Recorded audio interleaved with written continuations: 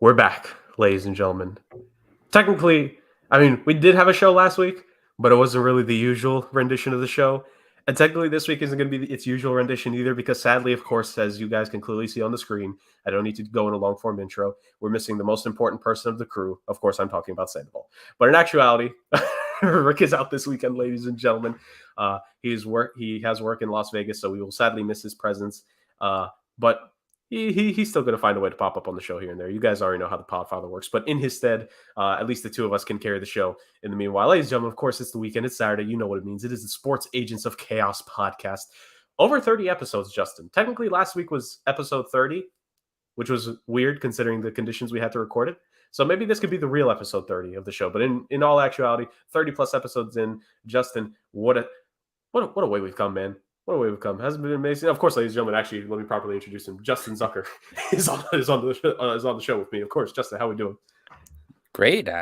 Listen, it doesn't feel like it's been 30, but it's flown by. Right? We've gone through a draft. We've gone through free agency. We went through a whole preseason. We did standings predictions, which those are going great for us right now. And now we make weekly pick predictions, which once again, those are going great for us right now. But through it all, ladies and gentlemen, we have reached, one of the, at least this season, it's looking like a peak time of the year. It's trade deadline season, guys, as you could tell in the episode. NFL Trades Galore is the title of this episode for a reason, because this has actually been a pretty active NFL trade deadline, to say the very least, which is kind of rare. In sports in general, I feel like, Justin, you like Rick has spoken about like the way sports media builds things up, but this has definitely been one of those points during all seasons, NBA, NFL, MLB, and NHL. The trade deadline always gets talked about a lot. It always gets hyped up. Like what trades could we see? What big moves could be made, et cetera, et cetera, et cetera. And 9 times out of 10, it actually disappoints us. We don't get the trades that we want, to say the very least. But this one so far, Justin, it's been pretty good. Well, in recent memory, the NFL has really stepped it up. I mean, the NFL used to be the no trade league. You never saw anything happening. And then one year it like exploded. And ever since then, it's been fairly interesting. I mean, this is a very good year for trades. A couple superstar players being moved, a couple teams replacing injured players. So, well, really just one actually, but still, it's been intriguing, and it's not necessarily done yet. We might see some more action. Absolutely, especially after what could happen in the next 24 plus hours in terms of games. Heck, maybe one of the two teams that played a couple nights ago in Thursday Night Football will end up making a deal as well. That's going to be talked about a little bit later in the episode, ladies and gentlemen. Of course, that is going to be the main crux. We're here to try to make this a little bit different. Normally, we do our recap of the week, etc. As we get deeper in the season, we got to change it up a little bit. The weekly recap of the last week, it's only good for so long. And especially now that we've hit this point of the season, we're essentially at the midway point over between this week and next week. We are at the halfway mark. So we're going to switch it up a little bit in terms of the way we do things here. And this is going to be, technically last week you could attest to it, but again, that was a DEFCON 1 scenario game, DEFCON 1 scenario episode that we had to do. So this is the real episode where we start to change things up on the show a little bit. But even with changing up the format as we will throughout the rest of the season, that doesn't mean that we're getting rid of the fun. Because remember, ladies and gentlemen, the Sports Agents Chaos podcast is all about the fun, the football, and the chaos. So we're going to start with the fun. Per tradition, we will do no trivia because Sandoval isn't here to bother Justin, so there's really no point in doing it. But we do still have two other games because, of course, Justin is the game master. We got some NFL Would You Rather, and we're going to follow it up with some NFL Fact or Fiction. So, Justin, let's start off with the NFL Would You Rather. All right. Well, let's start off with a real tough one for you. It's not really a would you rather, it's more of a who are you more worried about? The Green Bay Packers or the Tampa Bay Bucks? Who am I more? Okay, this is an interesting one because Justin brings it up for a reason. We'll get more into detail of the result because it has been a little bit. But ladies and gentlemen, the Buccaneers and the Packers seasons have both very much spiraled out of control. It's all spiraled out of control. It's down bad. The Buccaneers are 3-5, and the Packers are 3-4. They will probably be dropped to 3-5 after this week. Because spoiler alert, it's the Buffalo Bills this week, guys. So it's looking rough. It's looking rough to say the very least here. In both Buccaneers Nation and Packers Nation.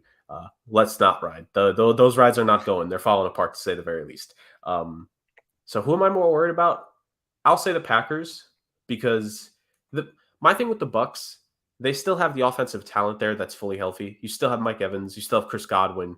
You still have, well, I mean, you technically have Julio Jones. I don't know what he's done this season for them, but Scored a you touchdown yesterday scored. There or we go. Thursday. Yeah, he scored a touchdown on Thursday night. Russell Gage is still there, even though he was injured for that Thursday night game. I think like going into the game, like the thing was with the Buccaneers was injuries. The injury report was just utterly insane for them.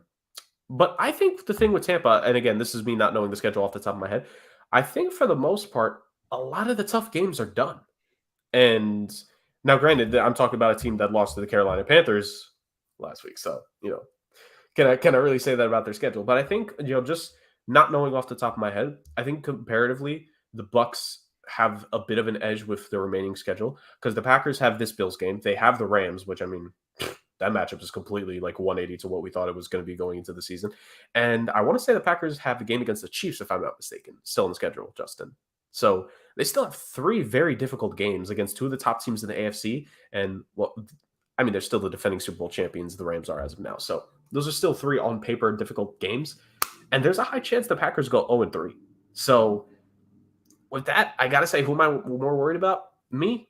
I'm more worried about the Packers. I think their season is like a fully healthy Aaron Rodgers this time, and they'll actually miss the playoffs. That's rough to say the very least. That is very rough considering what this whole offseason was supposed to be about. Speaking of rough preseason predictions, if they lose one more game, my official record prediction for the Packers is out the window. So right. it's going to be rough. All right. Who is more likely to hold on to their division lead? The Seattle Seahawks or the Baltimore Ravens?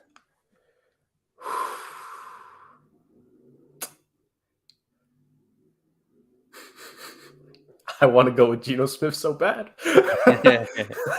like people don't understand. Like it's part meme, part fun, but part like just genuine curiosity of like how the hell are the Seattle Seahawks doing this? Like Pete Carroll's a good coach, and you got to give credit to Schneider. He had an excellent draft this year. Those rookies are playing really well for them. Yeah. So that helps. Obviously, there are some major holes in that team, as we all predicted, but good coaching, as you can see, in a lot of situations across the NFL, can make up for a lot of that stuff. And as you can see, bad coaching really exploits those issues, like you could see in some other places. So which team do you think is more likely to end the season with their division in the bag? By a hair. I stress by a hair. I'm going to go with the Ravens for a couple reasons. Because while I still think they're going to be fine, even with his injury, the Bengals without Jamar Chase is a little bit different. And I mean, he was balling out the last couple weeks. He was starting to have some games. They just announced, by the way, he's not going on IR. He'll miss Monday. They don't know when he's going to be back, but he's not being placed on IR as of yet. Yeah. So, I mean, even from the initial report, even without him going on IR, he's still going to most likely miss a month. So you talk about a month without Jamar Chase, maybe a little bit more. Again, I'm still confident in that team, but the Bengals, we'll get to them in a little bit. I still think they're a team that needs to try to make some sort of move to help out the roster. Baltimore, that was a big win against the Tampa Bay Buccaneers. And here's the thing, and we were talking about schedules earlier, because Baltimore finished 3rd in the division last year, they have a relatively easier schedule compared to other teams for the most part. I mean, they have the Jaguars on their schedule remaining. They have the Panthers. They have the Broncos, which, I mean, do we really need to get into that? And they face the Steelers one more time. They face the Browns one more time. They do face the Bengals the final game of the regular season. Actually, no, my bad. They faced the Steelers twice. They didn't face the Steelers yet. I was confusing them with the Browns. But they have those 2 games against the Steelers. It's Matt Canada. They face the Browns one more time, although I think Deshaun Watson will be back for that game, so that could actually be really interesting. And the season finale, like who knows what it'll be come the matchup with the Bengals there and what the records will be. And of course, there's a battle of the birds between the Ravens and the Falcons. We always love the matchup between Fowl here on the show. You have that. Whereas I think with the Seahawks, you still have another game against the 49ers, which who knows how that's going to go. Like the NFC West is really weird. And I bring it up because they face the Cards one more time. They face the Niners one more time. They have yet to face the Rams. So that's 4 more division games. And yes, not as strong, but the NFC West is still a very difficult division. Like even in previous years, the top teams in that division tend to fall. So we technically have to go by that logic. Like the Seahawks are bound to lose maybe 2 of those remaining 4 NFC West games. and they could lose two of those. They have a game against they might beat the Buccaneers actually in that contest. Who knows? But they have the Buccaneers, they have the Raiders, which will depend on the momentum, and they face the Chiefs in a Saturday 1 p.m. game. Huh. I guess Patrick Mahomes is a 1 p.m. quarterback now. Who knew? Well, I get Saturday 1 p.m. is sure. Oh, Christmas, of course, of prime course. time. It's the holiday season. Yeah. But yeah, so just barely, I'm going to give it to Baltimore. I think there are a couple things going in Baltimore's favor compared to the Seahawks. All that being said, though, you said it yourself, Justin. Like the Seahawks, this is the most impact they've gotten from a draft class immediately in a while. Some of their previous draft classes have tended to be iffy because with their late first round picks, they go off the board. But this one clearly they've done a great job. Charles Cross is been a great left tackle for them, of course, being on that offensive line. Kenneth Walker is playing really good in the running game, and Tariq Woolen, he has performed really well. He's up there with Stingley and Sauce Gardner as the best performing corners from that draft class. Like, and we're talking about the top two corners taken versus a guy in Woolen who was a 4th round pick, I think. I don't remember exactly. He was a late round pick, so that's great. By the way, once again, pat ourselves on the back here. We brought up Tariq Woolen in our 3-round mock that we did. So I'm just saying, little prognostication here. But yeah, no, I think I give a slight edge to Baltimore, but all the props in the world to Seattle. They're building it, and I mean, to go into a draft, Justin, and not have to worry about quarterback because you have your franchise quarterback just makes it better. Future Ring of Honor, Geno Smith. All right. And just an interesting factoid I heard the other day. The Ravens and the Eagles are the only two teams in the NFL to have led by at least 10 points in every single game this year. Yeah. So, and the difference is that one of them has held on every time and the other hasn't. Well, that's what I'm going to lead into in my next round of games, fact or fiction. And what I want to know is your opinion on this statement. The Eagles will be 10-0 to start the NFL season. Whew. 10-0. So we can go through their next 4 games. They've already had their bye. Yeah. So now they're going to play the Steelers in Philly. All right, that's a W. In Houston. W. Home against the Commanders. W. In the Drum. What happened? My bad. In the Drum against the Colts. Oh, I'm like, wait, what? I guess the Colts arena is called the Drum. I never knew that. I never heard anyone's call it that. My bad. Really? I legitimately, maybe it's just slipping my mind, but I haven't at least 50. To be fair, 50 things go across my mind in one given moment at times. So I probably heard it and just fell out. All right. Yeah.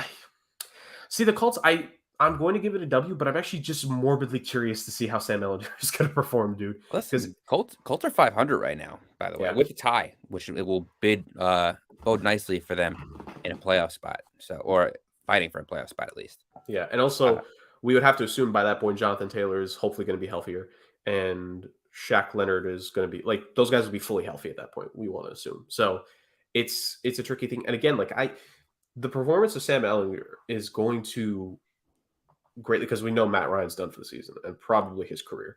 Mm-hmm. So for me, I would still give the Eagles the win there.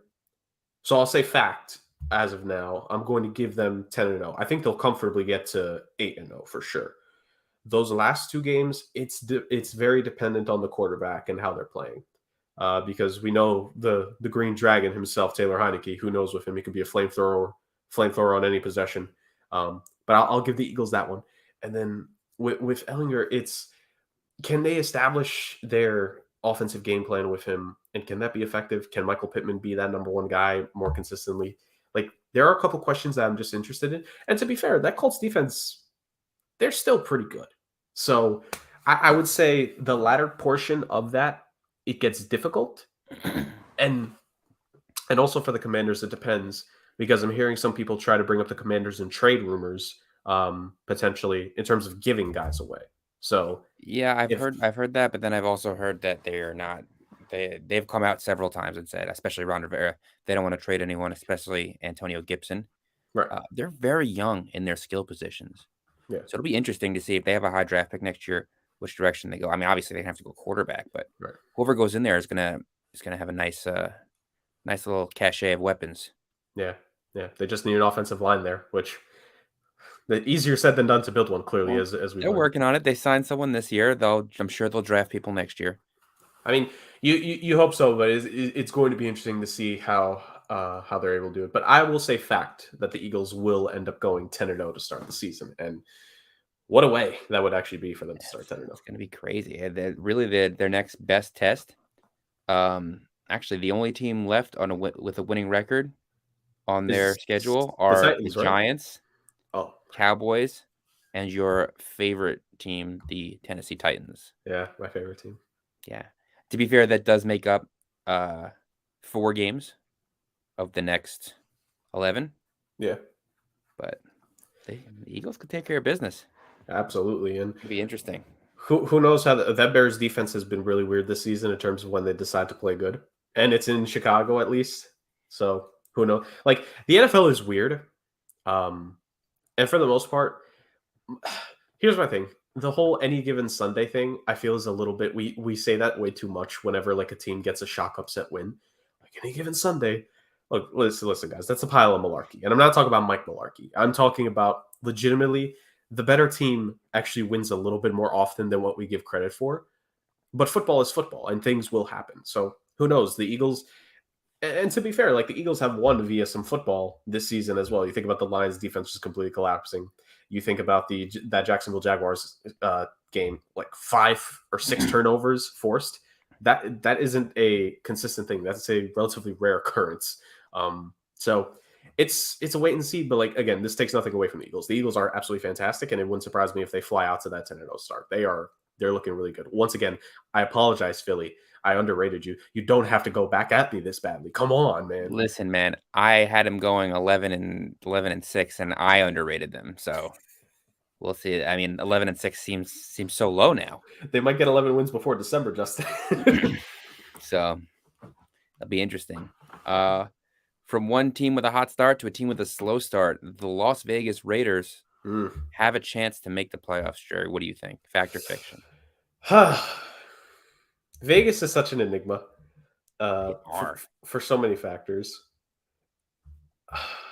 If you'd like, I can go through the schedule if you want. I'm more so like I'm not too worried about the schedule. I want to visualize the playoff picture more so. Like I want to know who is in the wild card hunt. Because let's be real, they're not winning the division. The Chiefs and the Chargers are way too ahead of them. Yeah, they would have to play catch up. Although I think that the Chargers are much more catchable than the Chiefs. Right, they've dealt with injuries. Being 4-3, yeah, as opposed to 5-2, which is a big big 1-game difference at this point. Right. Kansas City is on our bye this week, and the Raiders have had their bye already. Mhm. But at 2-4, having gone 0-4 to start the season before picking up 2 big wins, can the Raiders bounce back? You know what? Looking at their schedule, I'll give them a chance. Just generally, can they bounce back? Fact, because their next couple of games, the Saints have been bad. Saints have been really bad. That quarterback. I mean, you want to talk about unsignable quarterback situations, man. You talk about the Saints, who they don't have their first round pick this year. So that's and who has that first round pick, ladies and gentlemen? The Eagles. The Philadelphia Eagles, correct? Can you Eagles imagine picking the top 5 the way things are going? right? Can you imagine you win like 13 games where you get a top 5 pick? So the interesting question there is, everyone was all they're going to give up on Justin Hurts after this year. Now they have a top 5 pick in what's being called one of the strongest quarterback drafts in a decade. The Eagles have the opportunity to maybe do that. Do they take that chance? It's hard, especially considering, Hurts has been an early season MVP candidate. Right. The Eagles are 6-0. They're destroying teams. Is that the direction they go? There's one of 3 ways you can go if you're the Eagles. You could go with option A, which is the continue to play the value game, and you get a young quarterback in this draft class to keep a guy on a rookie wage scale and to continue to build around. Because here's the thing. We forget Jalen Hurts was a second-round pick. So it's this year and next year, and that's it for his contract. And then you have to extend it. Now, here's the thing. This is why it's a little bit different here. Is Jalen Hurts playing great? Yes. Is he playing good? Yes. Has he earned a second contract? Without question. from someone. He's going to get his second NFL deal. Absolutely. He'll get money somewhere. But and I'm just saying these names to keep in mind. There's, I hate saying this guy's name, Deshaun Watson, right? Aaron Rodgers, Josh Allen, Patrick Mahomes, Lamar Jackson, Kyler Murray. Do you see a little trend of what I'm going with here, Justin? Mm-hmm. Guys who have gotten paid and they try to one up each other. As good as Jalen Hurts is playing, he's not going to one up any of those guys' contracts. Like, I understand the whole idea in free agency is the next man up and you set the market for the next guy.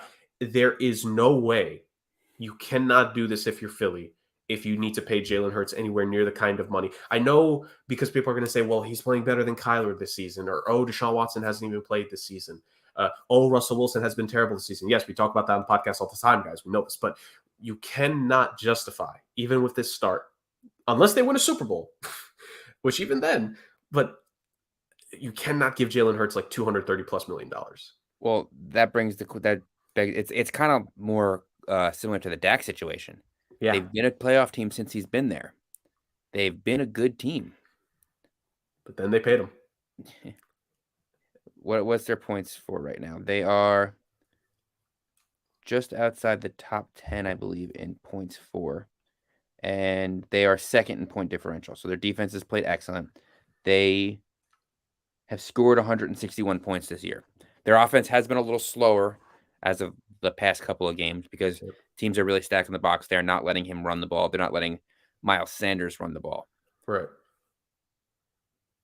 They've given him pieces, and he's doing well in the passing game. He's hitting, Devontae Smith and AJ Brown, and he's spreading the ball. Dallas Goedert is having a good season.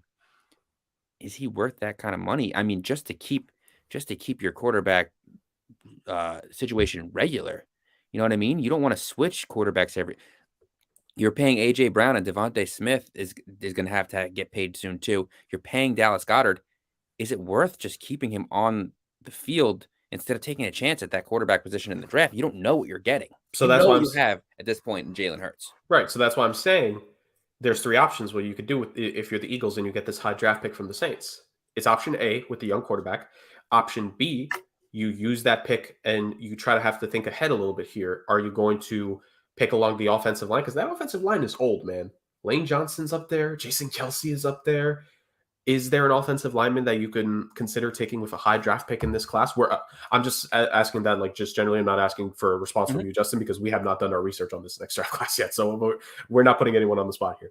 But is there an offensive lineman that you can consider? Because here's the thing. Now that if you're going to convince yourself to pay Jalen Hurts, now you need to do what the Chiefs have done. You need to do what the Cowboys have done, which is you need to hit on draft picks. And if you're going to be in the unique situation where you're going to be a double-digit win team who's going to have to pay their quarterback a bunch of money, and you have a high draft pick, which normally you wouldn't have in this situation, you have to hit on that pick. So option 2 is using that pick and using it wisely. Is it on offensive line? Are you going to think ahead and maybe you think you can't keep one of your wide receivers? Are you going to use it on a receiver? Because Lord knows what these wide receiver draft classes are nowadays, dude. Or are you going to use it on defense where, again, Brendan Graham is old. Fletcher Cox is old. Robert Quinn is... they had to rework his deal. He's on a 1-year deal now, essentially, because there's no guaranteed money after this year. Jordan Davis is like the main young piece on that pass rush that I can think of. Hassan Reddick is not old. He's not young either. He's like in that middle age thing. So if you're going to keep that pick and use it, you have to hit on that pick. So there's option A, young quarterback. Option B, hit with that specific pick.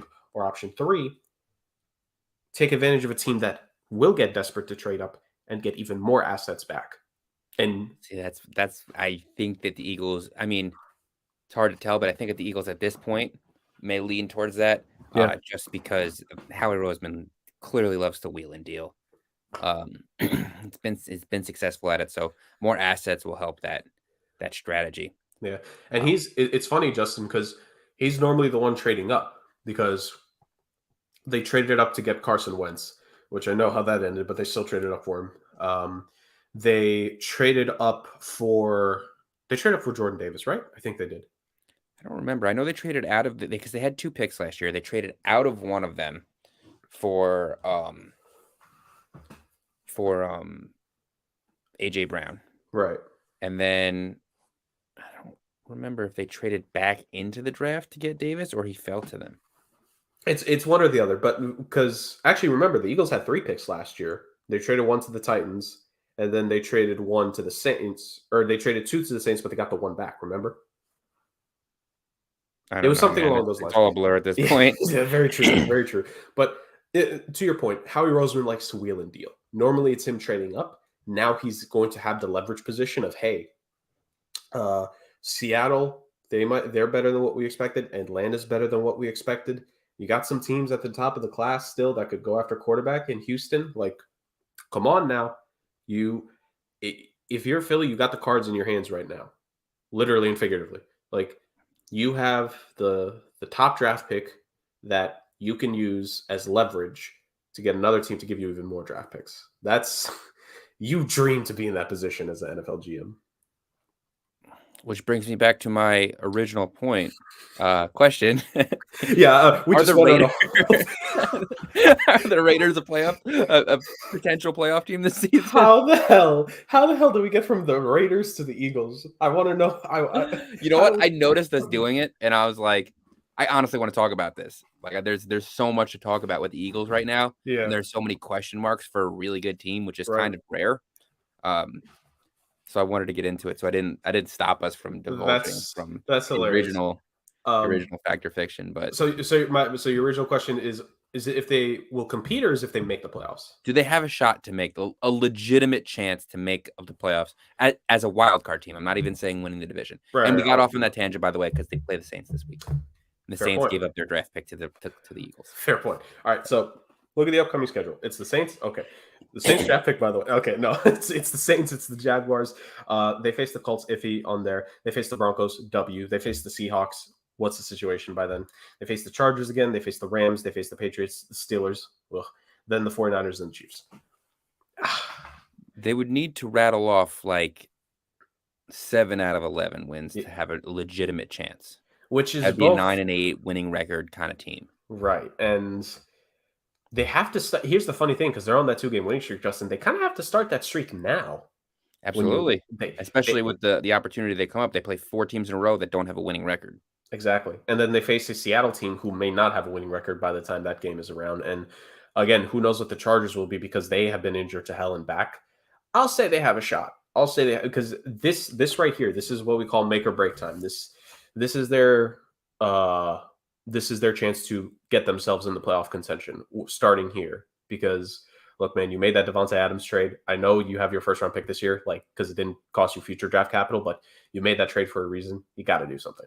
You got to. So I will say fact: the Raiders have a legitimate shot to compete for a wild card spot. I still think it's there for them. And just say if they don't, how bad does that Cardinals game come back to bite them? Whew. So bad. Really, like really, really bad. The fact that it's still honestly amazing because you told me that it reminded me that the Cardinals had to come back in that game and 20 the points in the fourth quarter. the walk-off touchdown by Byron Murphy, which nearly wasn't a walk-off touchdown because the idiot nearly flicked the ball before he entered the end zone. Please, NFL, please, defensive players at all levels, stop doing that for the love of everything. Just stop.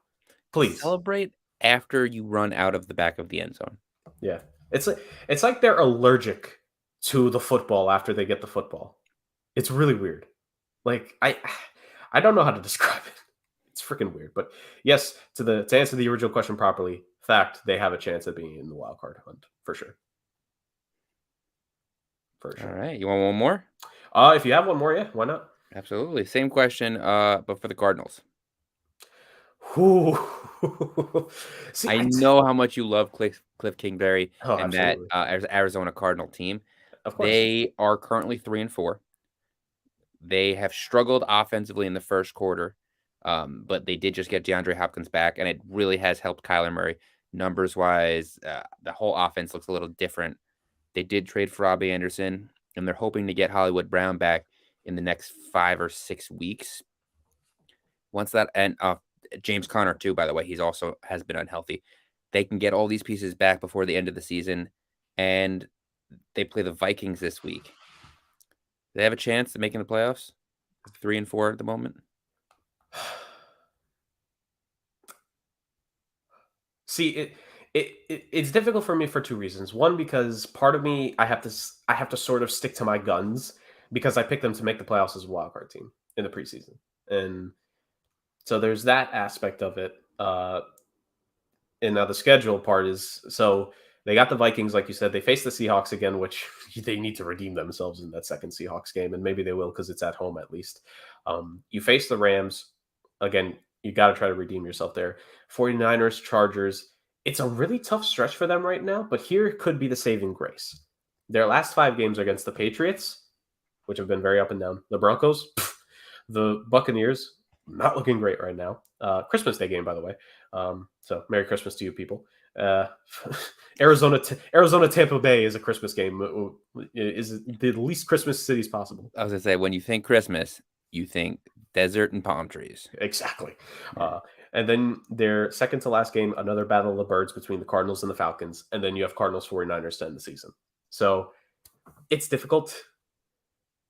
I think if in the next 5 games they can go 3-2, so their opponents are the Vikings, Seahawks, Rams, 49ers, and Chargers. If they can go 3-2 in the next 5 games, that would bring them to 6-6. I think they beat the Pats. I think they beat the Broncos. I think they can beat the Buccaneers, and I think they could beat the Falcons. So then that puts them at 10-6, and I'll just give the 49ers the win again. So that's 10-7. I think in the NFC, that's 10-7 might do it. 10-7. I mean, they could also miss at 10-7. Well, so for all we say about the weak NFC, let's just say there are 1, 2, 3, 4 teams that only have at most 2 losses and at least 5 wins. You're right. Minnesota's 5-1. The Giants and the Cowboys are 5-2 and 6-1. And then we have, of course, have our undefeated and Eagles. The Eagles. That's what's going to hurt NFC wildcard teams. 3 teams in that division are really, really good, and they're playing well, and they're winning games. If the Eagles win their division, there's really only going to be 1 wild card spot up for grabs. Unless the only conceivable way is that either the Cowboys or the Giants fall off the face of the earth. Which, listen, I'm not saying not, but all things are going as they are, and them winning the games they're supposed to win because they both have really, really good defenses. You got to think there's really only going to be 1 wild card spot. Yeah, around. And then that 1 wild card spot right now, again, we need to follow trends. So we have no idea who's going to lead the NFC South by the end of this weekend. Although I'm sure we're going to get to it, Justin. If the Panthers beat the Falcons, they take the lead in the NFC South. After trading Christian McCaffrey. What the hell is this? Unreal. With PJ Walker, the XFL MVP that should have been. And just another interesting factoid, outside of the NFC East, there's only 2 teams in the NFC with a winning record. Right, and that is the Vikings and the Seahawks. What the hell is this league this season? All right, I'll stop deliberating so we can actually move on with the show. Even though I should say fact, because again, I picked them, I'm going to say... They have a tougher road. Fiction. Yep, I'm going to say fiction. They have a tougher road. Even compared to the Raiders, the road's a little bit tougher. So yeah, it's rough. God, what a bad season for the AFC and the NFC West to face each other, huh? Because the whole hype going into the season, tearing each other apart, was those divisions. Like we said that those two, at least one of those two, especially the AFC West, would have been the division of death, and they're cannibalizing themselves. Oh, we said that was going to happen. Yep, they're taking each other down to say the very least. So, would you look at that, ladies and gentlemen? That's how everything crumbles sometimes. Speaking of crumbling, Thursday Night Football, Ravens Buccaneers. Not everything is just going poorly in regards to the entire situation for Tampa Bay, both on the field and for one individual on that team off the field as well. But let's stick to the game itself. Baltimore Ravens, Tampa Bay Buccaneers, Thursday Night Football. Finally, a good Thursday Night Football game, relatively speaking, at least on paper, because we were just inundated with terrible games. And there was still an injury in this game because Shaq Barrett tore his Achilles, or it was his Achilles, right? Or was it his ACL? Yeah, ruptured his Achilles. So he's gone. So another Thursday night game. Yeah, another Thursday night game that at least one person suffers a gruesome injury, which has kind of been the norm this season. So, but 27-22, the actual game itself, the Baltimore Ravens defeated the Tampa Bay Buccaneers in this one. Uh, it was close at the beginning. The Buccaneers defense was actually holding them off, but you can only hold off Baltimore for so long. The running game started to play well. Isaiah Likely caught his first career receiving touchdown, from Lamar Jackson. Devin Duvernay then in the fourth quarter with a touchdown, and then Justin Tucker ices it perfectly with a field goal with just over 2 minutes to go to make it an 11-point game. Bucks did score within the last minute, but they didn't have enough time, to say the very least. Ravens win this one. Big 5-3 victory. Big game for them to maintain the lead. But as we've kind of been alluding to here, Justin, it's not going good for Tampa right now. It is another massive loss for this team. That makes their losing streak at 3 now after going 3-2 after that controversial Falcons game, which could have ended in a loss, by the way. Like they're almost on a 5-game winning streak here, man, which is pretty wild. But of course, the big story: Brady, first time he's 2 games below 500 in 20 years or his whole career, whatever the situation is. Like this doesn't happen to Tom Brady teams, but it's finally happened. Justin, your thoughts on this game? And it started out so good for Tampa Bay. What went wrong for the Bucs in this game, Justin? Their defense fell out from under them. I mean, look, once Lamar starts to get that run game going, they're very, very difficult to stop because then you have to start stacking the box, and the Bucs don't have the horses to run with them in the secondary, and the Eagles aren't deep at receiver at all. But when you have a good pass rush, but give up rush yards, you create a lot of holes. See, that was one of the bigger problems with the Bills last year that I think they corrected and they've done an excellent job with, is that they were great. They could get after the quarterback, they could sack, but for some reason they couldn't stop the run. And when that happens, it creates holes in the middle of your defense. And then when you compensate it, receivers run wild. That's why they lost the game week 1 to the Steelers last year. That's why they couldn't get in the end zone and play well against the Jaguars, because they never had good field position in that Jaguars game when they lost. So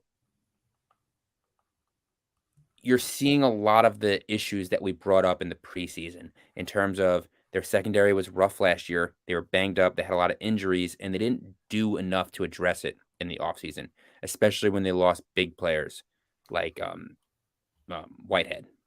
Right. So, yeah, I think you're seeing some of the things that can't be masked with good coaching, because I do like Todd Bowles. I know he hasn't had a ton of success, but he's a great defensive coordinator. The players love him, and I don't really think the problem is on offense. I mean, the offense isn't the light 'em up offense that it was in years past, but I really think that has a lot to do with the issues they've had at offensive line this season. I think they have 3 or 4 new starting linemen this year due to injuries. So yeah, the issue is I think it's mostly defense. Yeah, I don't blame you. I think in this game you could argue it's the defense. I mean, if we want to talk about the streak as a whole, it's certainly the offense. The offense for Tampa Bay has just like 22 points in this one, only 3 points in that Carolina Panthers game, 18 points against the Steelers. What do the Carolina Panthers do well? I guess defense. They rush the quarterback. True. What do the Steelers do well? I mean, to be fair, quarterback. No TJ Watt though. Like that Steelers defense has not been good without TJ Watt. TJ Watt had what, 21 and a half sacks last year? Yeah. Unbelievable. He is one of the best pass rushing seasons of all time. They still had they have 60 sacks last year? Yeah. That whole team is good at getting after the quarterback. But they are schemed well to get after the quarterback. This is still like this is a new thing though for this team being good with him not in the lineup though. Like they're still. Oh, I don't think they're good. I think the defense is good either way. True. But this like you're not going to put up 25 points against the Steelers. You're not going to win. There's only one guy on the defense. There's only one guy on the Steelers with more than 3 sacks. So it's like they'll punish you, but what happened? So they spread it out. I mean, okay, let me rephrase that. There's only 2 guys on that team this year with multiple sacks. It's not great. Like they should have scored more. We can agree that the Buccaneers should have won that game against the Steelers. Yeah, I mean, they should have won against the Panthers too. But Shoulda, woulda, coulda. But the fact is, when the chips are down, they have not been able to stop people in the secondary, which mhm. is the Steelers have good receivers. Uh, what's his name was able to throw the ball over the top. They were connecting on some decent long balls, and Tom Brady was on his back. Right. But listen, here's the thing. That's why I'm saying like I get we can talk about the Buccaneers defense, but that defense has relatively done their job for a good part of the season. Yeah, They've done their job. I gotta put this on the offense because they stalled out. They had a decent first drive. It ended with the Fournette touchdown. They went up 10-3, and then they stalled out. Like I know there's the offensive line difficulties. but are A you going to lot put that? of, On, I was going to say you're going to put that on Brady. I gotta put who the am I gonna put it on then? I'm not saying I'm not blaming Tom Brady. I'm saying the offense has not done its job. Now we can talk about the blame game in a bit here, but I look at this offense. 22 points looks good on paper for them, but they scored 10 points in the first quarter. They only scored 12 points after that. They only scored the 18 against the Steelers. They put up 21 against the Bucks. The defense did their job there. The Chiefs, they put up 31. We know a lot of that was garbage time because the Chiefs stopped playing seriously. And then only 12 points against the Packers. 20 points, they did enough against the Saints because their defense held strong in that game. And first game of the season, held the Cowboys to 3 points. Like consistently, like if I have to point to someone not performing this season, it's been the defense. We were first 3 games, we were trying to say Brady's still doing his thing. He had like whatever over 1,000 passing yards or something like that. Nah, man, it's that offense. That offense could have gotten another touchdown. One of their drives that they finished with a field goal, they could have gotten another touchdown. Like Yeah, but where I just to me, there's only so much you could do against teams that can get after you when you don't have an offensive line, and having all these skill positions can help mask these issues a little bit. But you if you can't run the ball and you don't have time to pass, how do you expect to score points? they, but that's what I'm saying.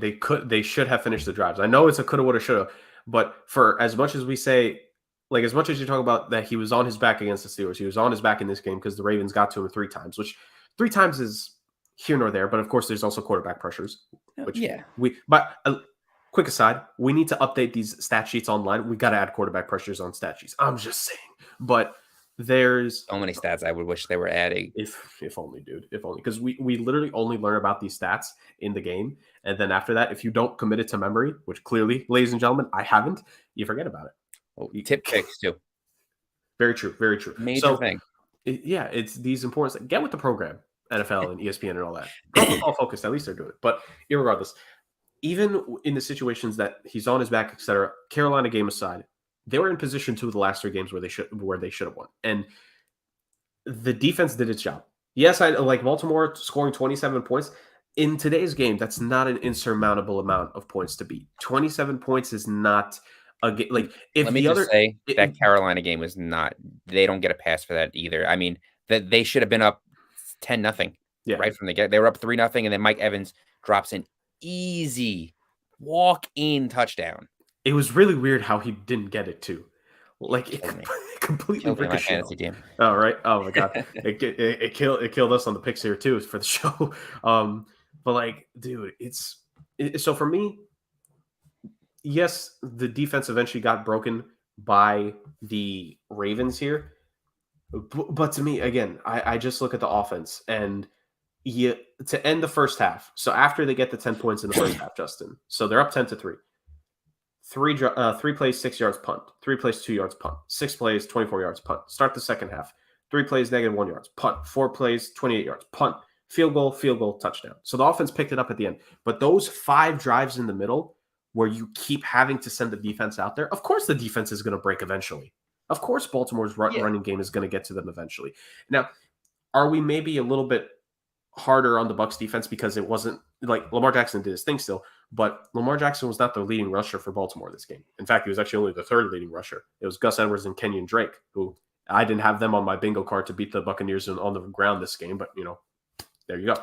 But the 2 of them did their job. But and we talk about this. You keep leaving your defense out there. They're going to bend so much to the point they're going to break. There's going to be like cracks in a foundation. If you don't fill them up properly, the whole dam is going to break. The dam broke. Yeah. And in part is because the offense, between their last point in the first half and their first scoring possession in the second half, it was a minute and a half, 1 minute, 1 minute, 1 minute. There are a couple seconds there, but I'm just rounding here. And then finally, the 4 plays, 28 yards, that ended a punt, 2 minutes. But Baltimore, after each of those things, a nearly 7-minute drive that the defense actually did their job. They forced a punt on that drive, funny enough. Turnover on downs. Again, the defense did its job on the 3-minute drive. And a missed field goal, which is rare for Justin Tucker, by the way. Like, the Bucs defense did its job, and then again, this is where it breaks eventually. 9 plays, 77 yards, nearly 5-minute drive, touchdown. Bucs have to punt again. 11 play, 80-yard drive, nearly 7-minute drive. Like, the defense was not put in a position to succeed right there. And they did the best they could. They did the best they could. They forced a turnover on downs. They on that 7-minute drive, they didn't score, and then they missed a field goal at the end of the game. Like, the defense did their job there. So I have to put it on the offense for why they didn't win this game. Is the defense banged up? Yes, they were banged up going into this game. Antoine Winfield Jr., Sean Murphy Bunting, and Shaq Barrett during the game. Everyone got hurt during this game going into in some way, shape, or form. The fact that Levante David and Devin White are healthy-ish, sort of. I'm saying sort of because they probably do have like injuries, but they're just playing through. The fact that those two guys are the last men standing makes a lot of sense. But like, they're doing their thing. Akeem Hicks was injured going into this game. This defense was not at 100%, and they actually did their job at the start, but the offense stalling out did them in. So for me, that's my thing. Which kind of leads to the next point about this game. Because for Baltimore, Justin, like we had some discussion about them earlier in terms of, you know, if they can develop a running game now that Gus Edwards is actually playing, now that Kenyon Drake is actually doing something. I wish J.K. Dobbins was healthy. I feel so bad for the kid. But the rushing game looks like it's stabilizing, which will give the offense a chance. Isaiah Likely coming out of nowhere. Demarcus Robinson had a game as well. He had like six catches, 60-plus yards. Like, Baltimore's, like, it looks like their offense is finally starting to even out, and that's going to be good for them as the season goes. But let's just stay on Tampa here, Justin. What can they do for the remainder of the season to fix their issues? Assuming it has to be an internal thing, let's just say. Who, the Ravens? No, the Buccaneers. What do the Buccaneers? Because the Buccaneers lost the game. I'm saying the Ravens look like they are stabilizing now. What are the Bucs doing? Because we said we had two different point of views with this game. I say it's the defense, or I say it's offense. You said it's the defense. What can they do to fix these issues? Because now they're 3-5. They could lose the lead in the division completely by the end of this week. Well, there's a lot of rumors about offensive linemen being up for trade. How close do you think you are to winning a championship? Are you at that Los Angeles Rams fuck them picks kind of vibe, and you're gonna give it all you got to try and get some linemen and protect Tom Brady, or are you at the point where you're thinking about punting on the season? It's really going to be how much you're willing to give up, in my opinion. Do they go out there and trade for some linemen, say we're going to get our line together, we're going to get our act together, we're going to spend more time on the field as offense? Leonard Fournette is running the ball very well to start the season. I know he's a high volume guy, but we need to get some more consistent drives going. We need to get some more first downs on our opening possessions, and we need to get the ball in the end zone. The only thing that's going to help them in that case is the lineman. And once that's problem solved, maybe the defense is on the field a little bit less. Yeah. So that's looks like that's what it's going to take for the Buccaneers to turn around. It's not going. I mean, I say it's not going to be easy, but that division at least gives them a chance to do it. It's true, and it's going to be interesting because the Falcons and Panthers play this weekend. That's actually going to be one of the games that's going to play a key role in who leads the NFC South by the end of this week. Will it be the Falcons taking a Seattle Seahawks mold, or will it be actually the Carolina Panthers shocking us all with the should have been XFL MVP PJ Walker? Who knows? But yeah, certainly for Tampa Bay, it's going to be interesting because, I mean, we talk about NFL trade deadlines, Justin. We talked about that at the start and how like they're rarely like that dynamic. Not like, how often are offensive linemen traded at the deadline? It's normally the skill position players. It's normally the defensive players, especially the pass rushers. Like, it will actually be interesting to see like some offensive linemen get traded, because I think there's another team or two that could probably like be in the market for some offensive line here at the deadline. Absolutely. Yeah. So speaking of it, I mean, we talked about the trade deadline a number of times. Let's talk about the trades that have happened, man. The NFL trade deadline is just a couple days away. It is going to happen at the completion of this week. And boy, oh boy, we already have some trades that have gone down. One of them happened last week after we recorded our emergency episode. So Like thanks for 15 that. minutes. Like, thanks for that, NFL. Thanks for that, Yeah. Carolina Panthers. Thanks for that, San Francisco 49ers. But at least for me, on the plus side, I called the deal happening. So I get some bragging rights in that regard. I'm just saying. I called the team happening, to say the very least. Christian McCaffrey, old run CMC, was traded from the Carolina Panthers to the San Francisco 49ers in a deal that a lot of people were beginning to suspect. Rumors were flying after this terrible start after Matt Rule got fired. What were the Carolina Panthers going to do with this team? What were they going to do with the top weapons on this team in Christian McCaffrey and DJ Moore? Well, we know what the future was. The Panthers traded him to the 49ers in exchange for a second, third, and fourth round pick in this next draft in 2023 and a fifth round pick in the 2024 draft. So the San Francisco 49ers clearly copying the draft strategy of division rival Los Angeles Rams. I'm not going to repeat the catchphrase though, because this is a children's show, Justin, and you'll have to I'm put so money in the sorry. swear.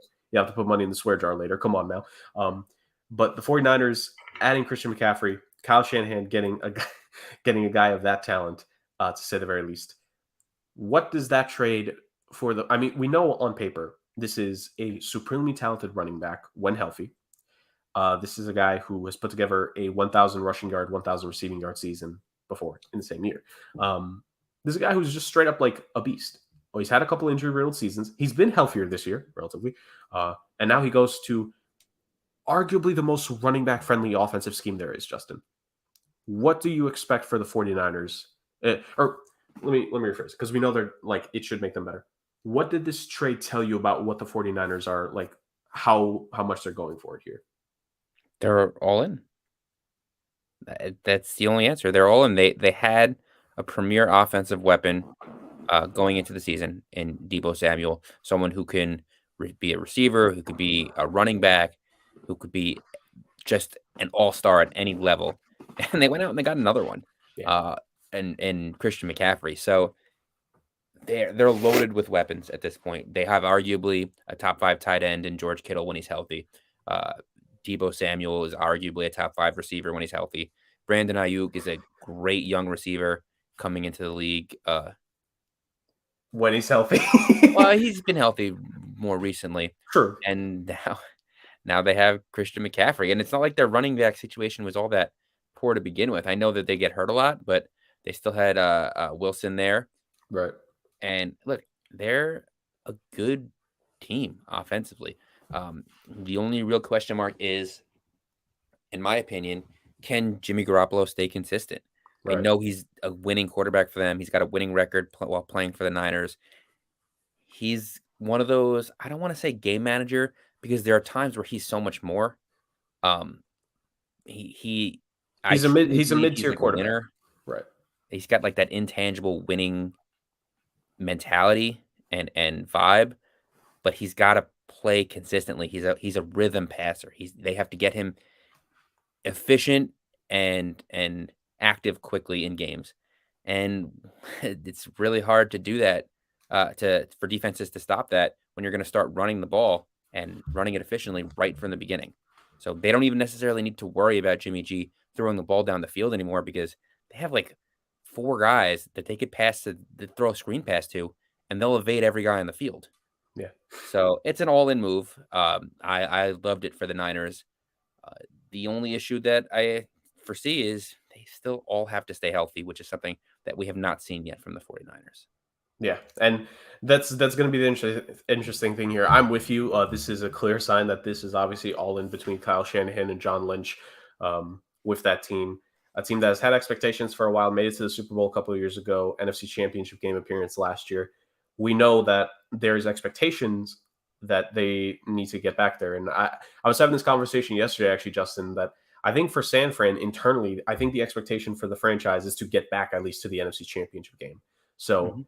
with that, you add in a guy like a Christian McCaffrey, who actually like just side note, I also think will be good for the long term once they figure out what to do with him as well, because Trey Lance getting another weapon like that when he eventually takes the reins next season, because let's not forget, Trey Lance is going to be the quarterback in 2023.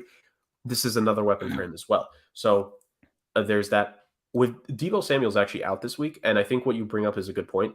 Even though, and there's still going to be plenty of plays with Deebo Samuel, like taking a jet sweep in the backfield and taking it up, or like Yeah. plays where Christian McCaffrey is going to like be the slot receiver.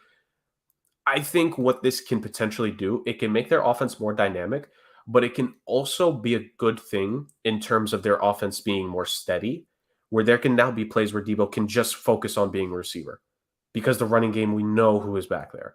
And Christian McCaffrey can just focus on having to run the ball and be as effective as he can be. But I don't necessarily see that happening. I think one of the biggest things about this trade is now you have really no idea Right, where people are going to line up on the field. Deebo Samuel could line up as a wideout and just shift back into the backfield, right. get the ball and throw a lateral to Christian McCaffrey, and it's all That'd be awesome. reasonable. That would actually be Shanahan awesome. loves gadget plays. He loves to get his guys the ball in open space and try and make things happen. He loves to throw the ball down the field. He schemes great for running backs. There's just so many different things now where you're right. Maybe we'll see more traditional Deebo Samuel, which will make those other plays stand out more because all of a sudden you'll be like, oh no, what are we doing now? And now he's in the backfield again. But like we could see we could see plays where McCaffrey is at wideout and Debo is in the backfield. Right. And yeah. how are you going to scheme? Who you Let me putting in the clarify. wrong corner on? I don't want to make it sound like I want them to be more limited, but I'm just saying, like, for all the great scheming that San Francisco has done, they haven't won the Super Bowl yet. Like, let's just call a spade a spade. They haven't gotten to the promised land yet, which is what they want to do. You still have that offensive versatility, but what I think this does is that come the playoffs, where yes, the offensive versatility is nice, but you need to put together some really great drives.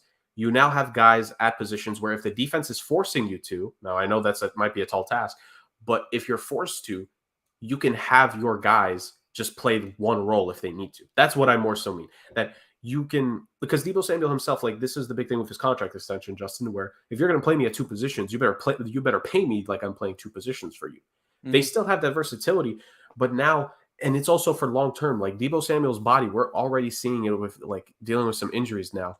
This could help extend that a little bit. Now it's kind of weird to say that because it's an injury-riddled running back that's coming in, but irregardless, there is a combination of the flexibility, and which got even better with the offense, but they can also be even better conventionally. That's what I'm trying to say, where yes, like they can do everything that you just talked about, but they can also have possessions now where it's a bit more conventional. Like they don't have to just be like, they don't have to kill you with all the scheming, because as nice as it is, like at some point, I do think there's a thing doing too much.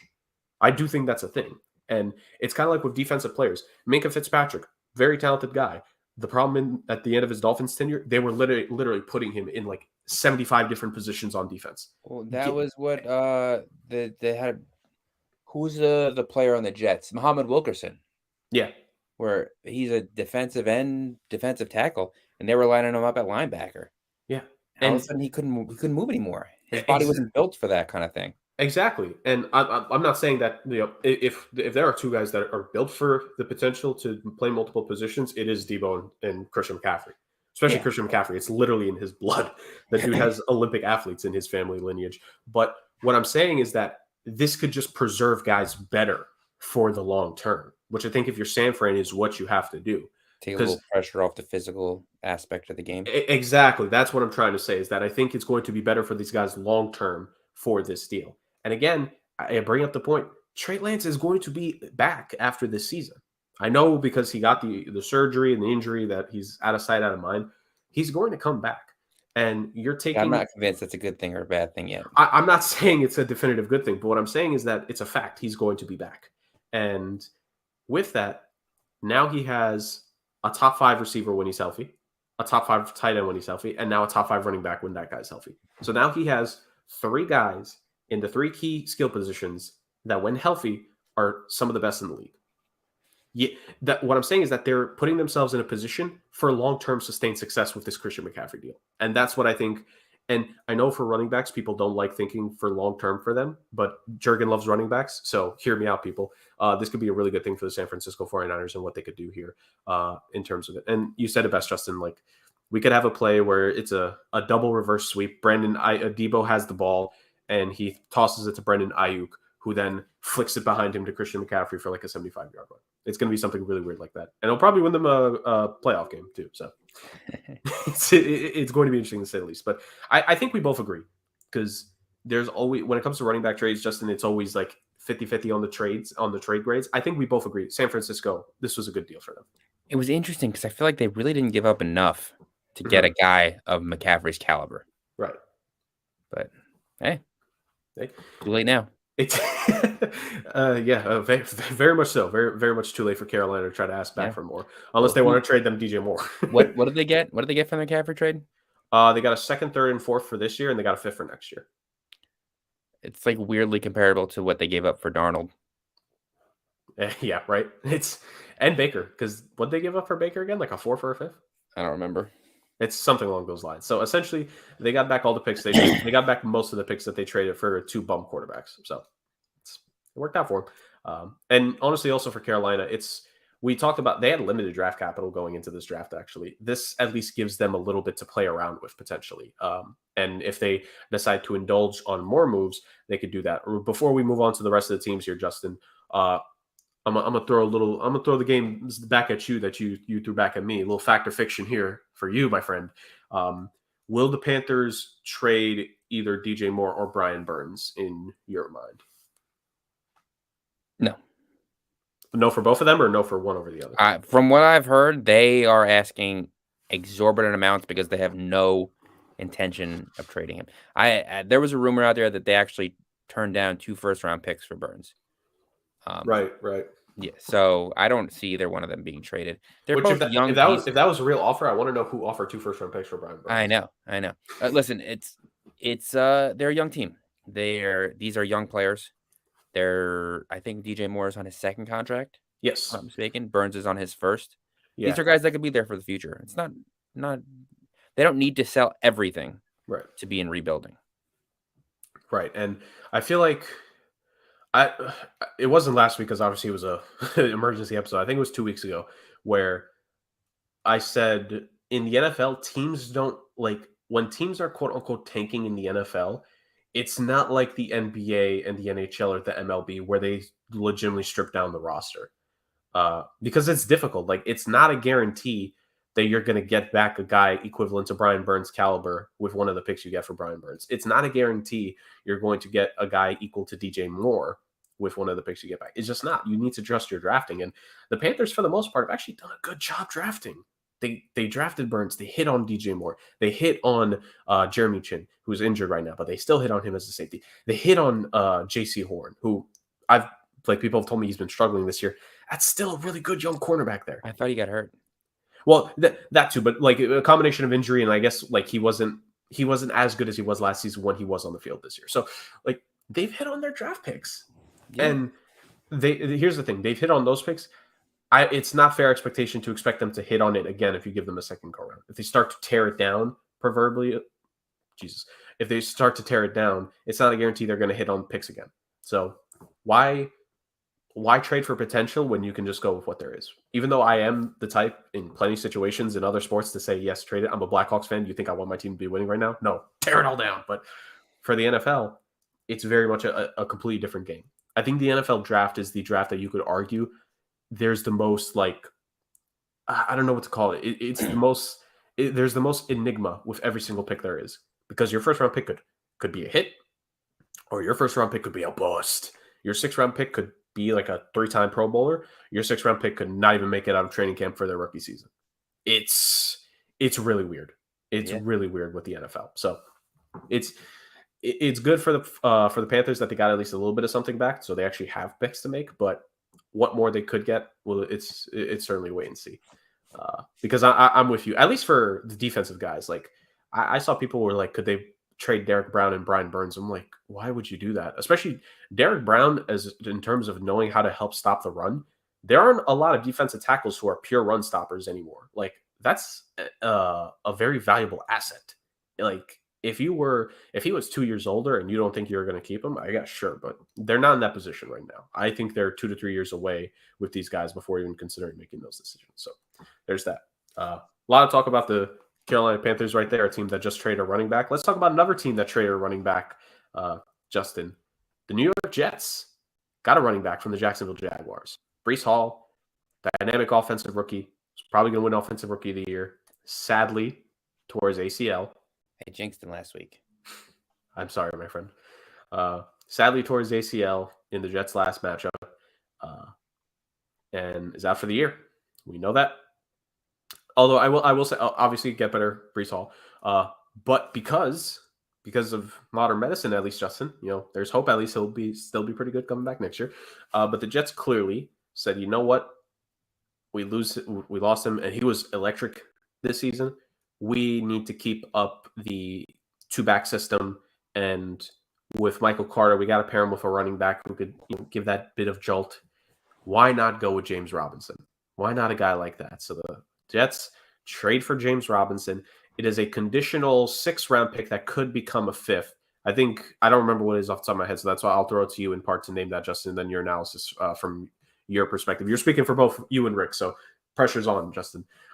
What were your thoughts about the James Robinson deal? Does it make sense? Well, obviously it makes sense because you lost Breece Hall, but just your general reaction, because this is the type of trade the Jets haven't been able and wouldn't have thought to make a trade like this. This is obviously, it just goes to show how much hope there is for the franchise this year. So just your overall thoughts on the Jets even making the trade like this to replace Hall and getting James Robinson. I have mixed emotions about it. It's a good trade. James Robinson's a great player. I did not understand what was happening in his Jacksonville Jaguar tenure. For them to just completely shut him out was weird to me, especially they were winning when he was doing well. So for them to sit him made no sense to me. But it's a weird trade also. The condition is 600 total yards on the year, which I guess means if he rushes for 240 yards with the Jets, they owe him a 5th instead of a 6th, which is just like a super weird number for me as well. I understand why they did it. It was a quick move. They got a really good young running back that nobody even, I don't think, realized was available. I mean, we were talking running backs, you were talking Kareem Hunt and Cam Akers, but I think James Robinson is the best out of the 3, in my opinion. He's not the best catching the ball out of the backfield of the 3, but he's the best pure runner, in my opinion. And it's a trade that says we're a run-first team. We're in a good position to, at the very least, snag a wild card, which would be fantastic as a Jets fan. I'd love to see it. And they didn't really have to give up a lot. The only caveat I have is they did also just lose their best offensive lineman. So without AVT in there, who's also done for the year with a torn tricep, I believe, how are they going to run the ball? And it's going to be interesting to see. Is there going to be a scheme change? Do they trade for one of those offensive linemen that everyone's rumbling about?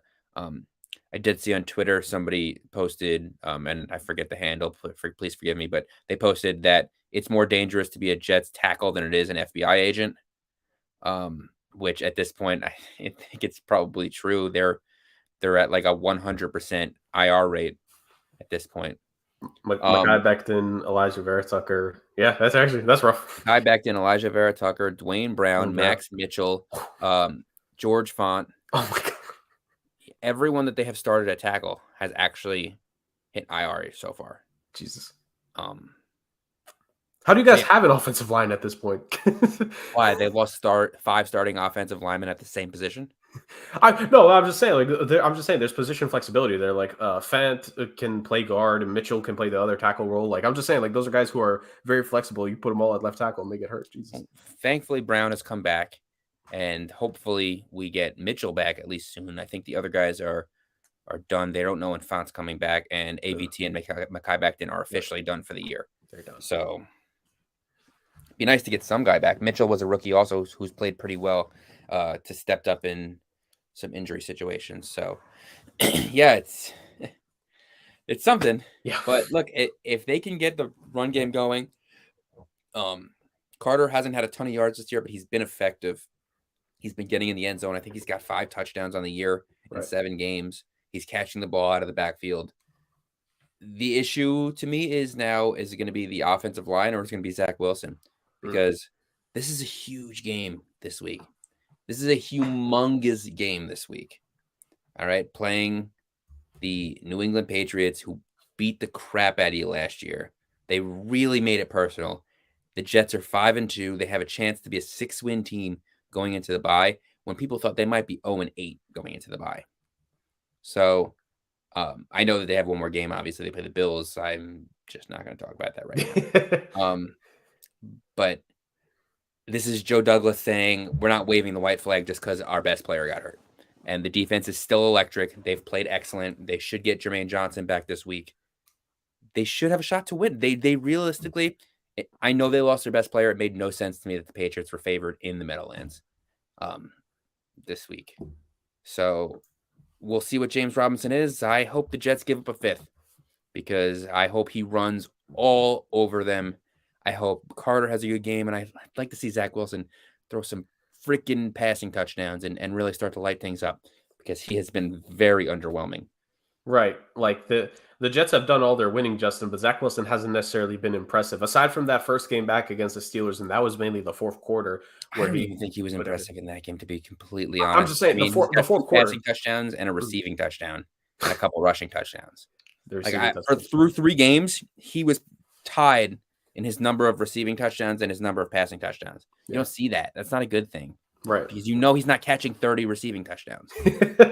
So, are we sure? I mean, there's a lot of questions. I could talk all day about the Jets. You know that. The question for me is, with Zach Wilson at least, is it scheming? Because there are times where they'll run a play and I'm like, why would you run that play in that situation? But is the issue with the quarterback? Because unless it's a big play down the field or a running play, they're not really gaining short yardage plays. So is Zach Wilson the guy? And if you have a lot of capital this year in a strong quarterback draft, are you trading up to get a quarterback? That's wild to think. I know, after only 2 years. But listen, I'm all for the idea of getting the right quarterback in there. He's been hurt twice, same knee. He's not lighting things up. I mean, he's not making mistakes, but you need a quarterback that does a little more, in my opinion, at least passing the ball. He does have a lot of long completions. I think at one point they were tied with the Eagles for the most completions down the field, of 15 yards or more.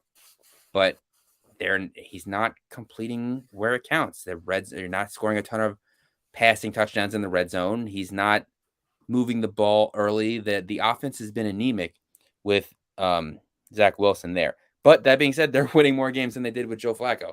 So as obviously they're undefeated since Zach has gotten back. So I knock on wood. Yeah, it's going to be interesting to see how this trade works out. I think it's going to be a good trade for the Jets. I did not understand why the Jaguars didn't want him anymore. It seemed weird to me that look, Etienne's playing well. I'm not saying he doesn't even deserve to be the starter. Maybe he does. He can catch the ball. He's a more versatile back than James Robinson. To just completely cut out your young, fantastic running back who's had, what do you have, 1,000 yards, and then he got injured last year? I think so. And then he came back by the beginning of this year? It makes no sense to me. He's been one of the few bright spots to a Jacksonville Jaguars team that offensively have not been that great the last couple of years. Yeah. And I mean, I have my conspiracy theory as to why I said that in the group chat. I have my conspiracy theory that Trent Baalke just didn't want to pay him. So he had Doug Peterson limit his minutes and then eventually be like, you know what, just trade him. But that's, of course, in part because I don't like Trent Baalke as a general manager. Jacksonville, I'll give you more faith in the future when you eventually smarten up and fire him. But it's just a weird thing. And Travis Etienne was also a first-round pick when you think about it. So you got to get something out of him, even though he was a first-round pick for – well, actually, no, Trent Baalke made that draft pick. Dang, I can't even say previous regime. Oh, my God, it's terrible in Jacksonville. Trent Baalke's there. But I think for you guys, Justin, the Jets, they take advantage of the situation. And they're like, hey, you want to just trade this guy? Sure. Because – and again, I say this – I kind of started this off by saying, the Jets would have made this trade before. It's in part because the situation you guys are in where you're in the wild card hunt, you have a real chance of being a wild card team by the end of this. If you correct me if I'm wrong. If you guys were a 2 to 3 win team, do you think you guys would have made the James Robinson deal? I know it was a low draft pick, so maybe yes, but realistically, It's hard to say. If we were a 2-win team, if we were 2-4 right now, maybe not. yeah, You got the Patriots, you got the Bills coming up. I mean, if maybe they would have made it next week, depending on what they win, but it's still early. Either way, they needed some sort of production this year. right. Because if Right. they don't win more games than they did last year, then Joe Douglas and Saleh are both on the hot seat next year, and you don't want that. Yeah. Now their seats kind of cooled off. They've already won more games than they did last year. They should win a few more. They have a chance at being a winning record, having a winning record. They have a chance at maybe being a wild card team. I don't really think there's more than that, but there's future. They're a young team. They're playing really good football. The defenses look nasty. They needed to do something. Yeah. Oh, for sure. For sure. I'm with you there. We'll see. I think the Jets might be in the market for another move. There's a lot of linemen that people are talking about being available. Laramie Tunsil, Conklin out of Cleveland. What's his name out of Philly? Who was a first-round pick in 2019. People are saying was available. Andre Dillard. Yes. So we'll see.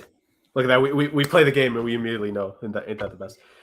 So we've done a lot of talking about the trade so far, Justin, about the two big ones. There are a couple more we have to talk about, but we'll move quick. I said, we'll move quick, but we have our guy.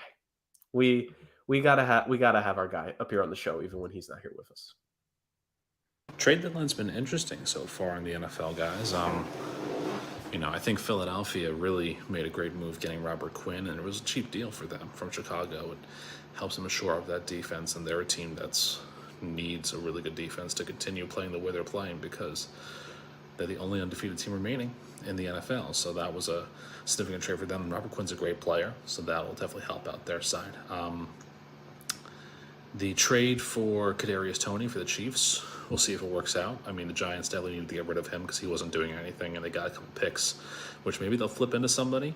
But, it helps the Chiefs too because Sky Moore's been kind of disappointing, so they get a rookie talent there.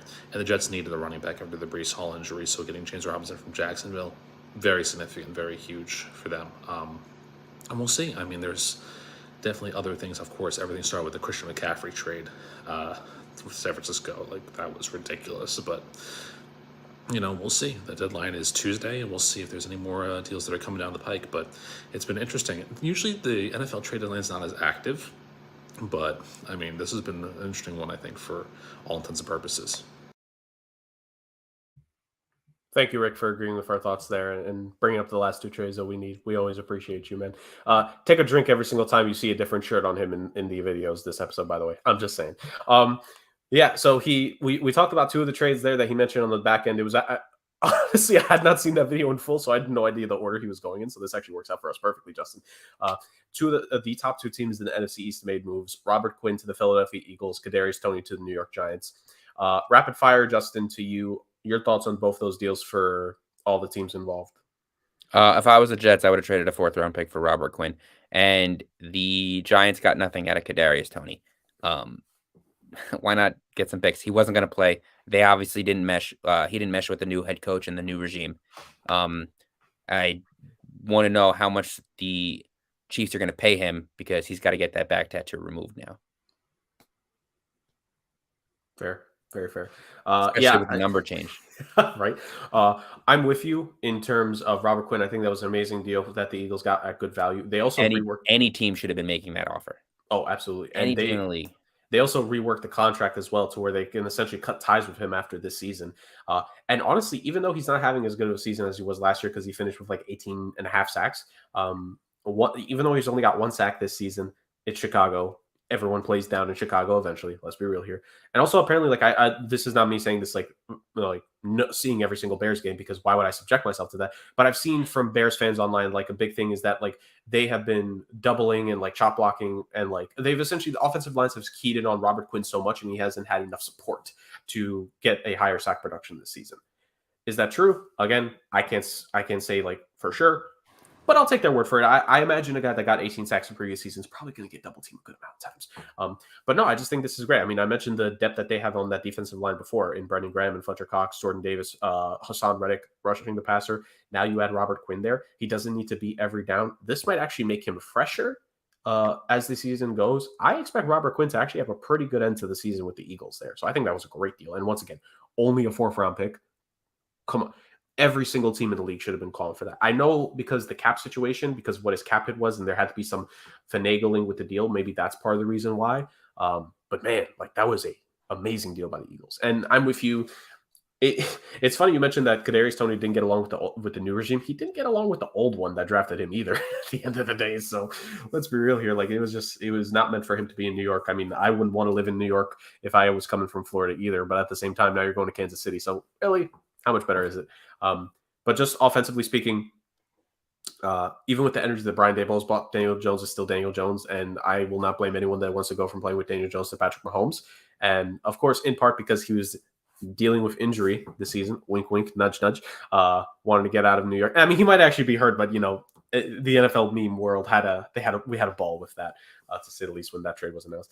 But a 3rd and 6th round pick back again, it's not a shock for a guy who has not caught a passing touchdown yet and is a former 1st round pick. So it sucks that you don't get equal value back, but again, hasn't caught a touchdown yet in his career, has been limited to an extent, hasn't shown himself to be the guy coming out what he was in Florida, like he hasn't shown that consistently enough. So that's ultimately my thoughts about the deal in and of itself. At least they, like you mentioned, at least they got something back for him at the end of the day, because clearly there was going to be nothing on the field that was going to make that pick worthwhile, because it's just he didn't want to be there anymore. Bad vibes only in New York. So that recaps the trades that have been done.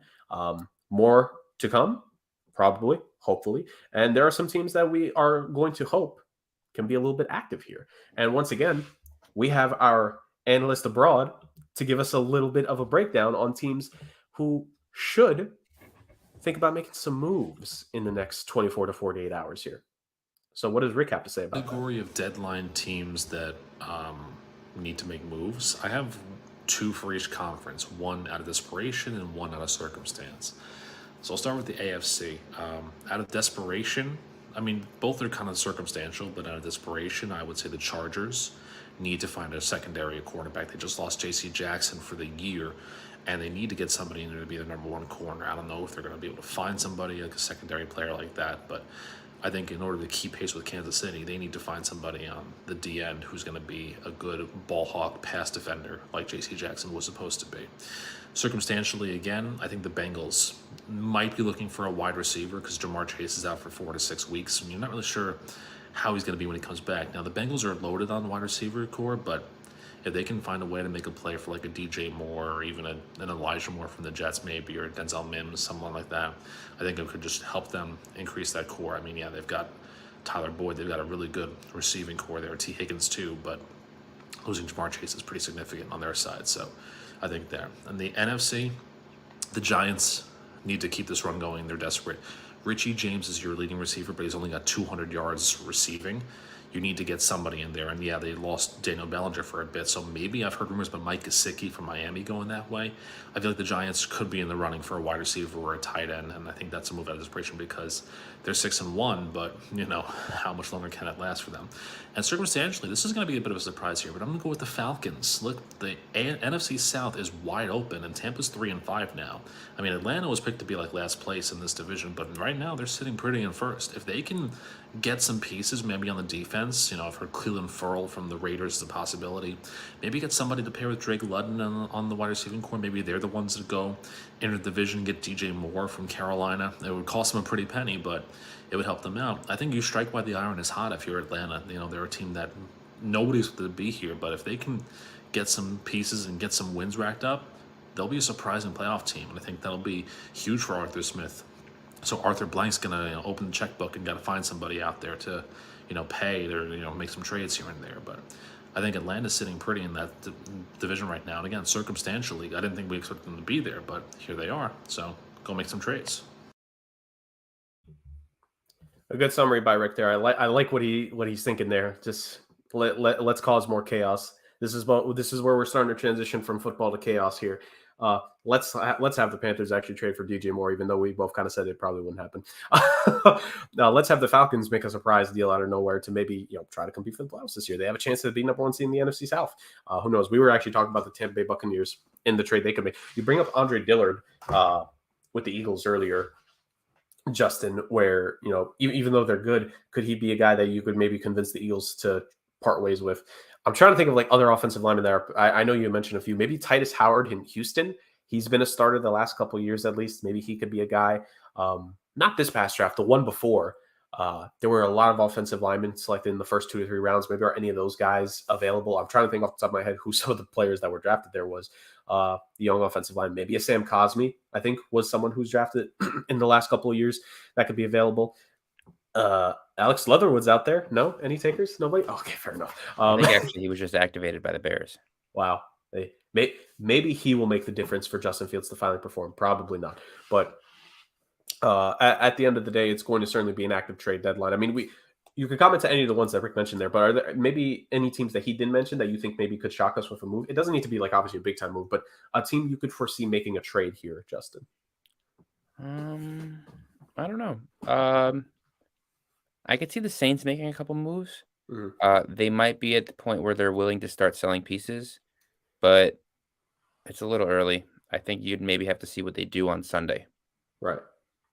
And here's the thing, the trade deadline being Tuesday, you have the rest of Sunday, depending on how early you lose, and you have all of Monday to make those deals. And when is the trade deadline on Tuesday? Is it afternoon, 3 p.m.? Yeah, I think it's like 3 p.m.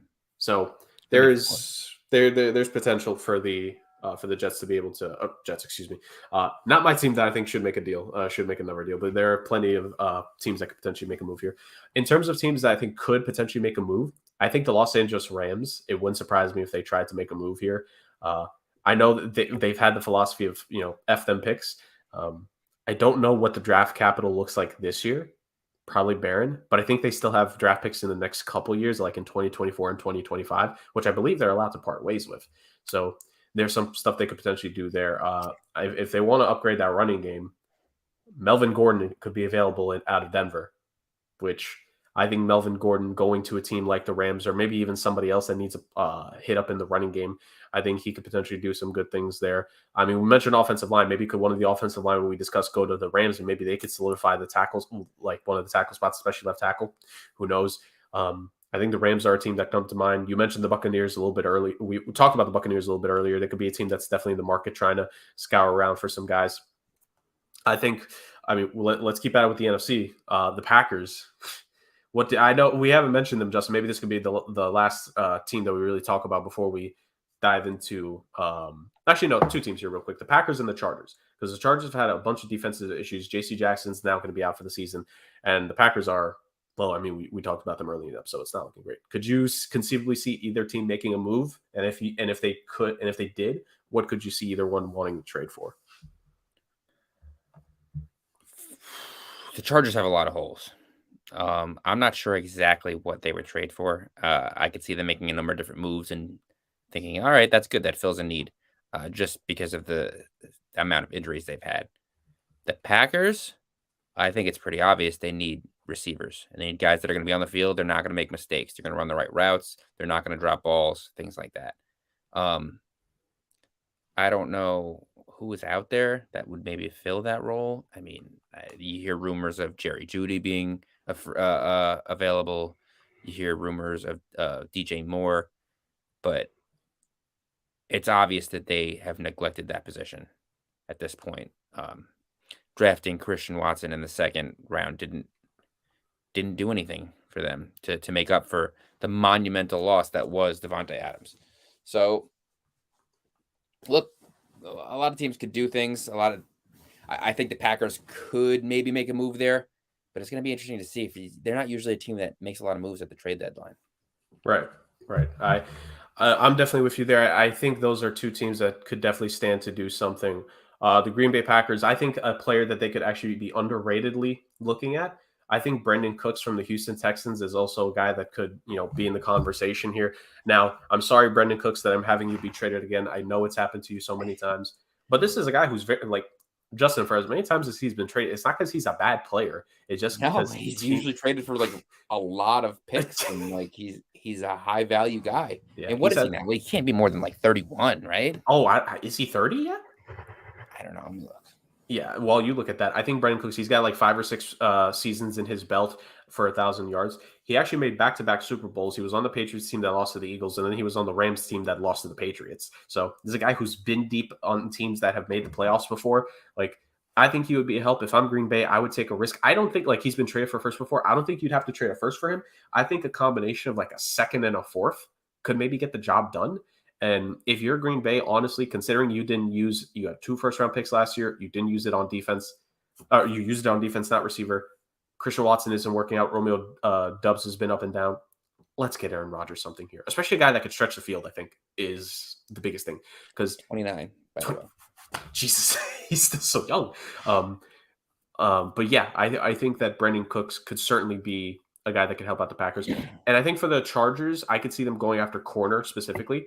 This isn't the best possible addition they could make for going after corner, but I could see them potentially trading for Will Jackson from the Commanders. He's just not had a good time with the Commanders. He is like a former late first-round pick, I think, because I remember he was on the Cincinnati Bengals for a while. I could see the Chargers, taking a flyer on him and making a move there, to say the very least, just to fill in the position. They need a little bit of depth there, so I could see them going after Will Jackson because they've had decent cornerback rooms in the past, even though it fell apart quickly. At one point, remember, they had Desmond King and Casey Hayward along with Derwin James in a defensive back crew. So maybe Will Jackson around some of those guys with some talent, maybe it'll actually help him play it better. Who knows? Or I'm just overthinking it. Those are the last of teams to be traded. Rapid fire, Justin, yes or no? Guys that could end up being traded at the deadline. If you want to name like an ideal team, you can, but these are just a couple guys that I wrote down that I could see being traded at the deadline. For the Broncos, you mentioned Jerry Jeudy before. What about Bradley Chubb? Heavy rumors that they could deal him. No? All right. I mentioned Will Jackson on the Commanders. What about, again, this is just a rumor that I saw, Daron Payne from the Commanders. Defensive tackle, I think the last year of his rookie deal. Do you think they could maybe trade him? Yeah, I could see them moving him. To where? If you can't think of one, it's fine. I'm just losing a rapid fire section. So. I'm sure I could think of one if you give me some time, but can keep going. Yeah. Steelers, Chase Claypool. No, I think the asking price is going to be too high. Mm-hmm. Oh, so they're it very much the Steeler way. Price yourself out of a guy you should probably get rid of. Yeah, I could definitely see that happening for sure. Not a big name. Well, actually, back to the Carolina Panthers, because I know we mentioned a couple guys. These are just 2 guys that came to my mind when I was looking through the roster. It's like, maybe could they trade him? Shaq Thompson, linebacker, 28 years old, I think. Yeah, I could see them trading him. It depends what is offered, though. Fair. And last guy from the Panthers, again, a guy, maybe this one, because I don't know how deep they are at corner, especially with J.C. Horn hurt. Dante Jackson. Yeah, I don't think they're deep enough at cornerback. Listen, it doesn't hurt to give up passing yards at this point. They're probably going for a better draft pick, but I don't see it. I don't see them giving up another corner. Fair. All right, and I think that's I have 2 more names. I'll just say them real quick. Do you think Roquan Smith is getting moved? No. Yeah, I don't think the Bears. I mean, Ryan Poles has not made the greatest decision, so maybe, but I would assume they would keep him. And last one, I saved this for last because, of course, big blockbuster here. Jerry Hughes on the Houston Texans. Veteran, been to the playoffs before.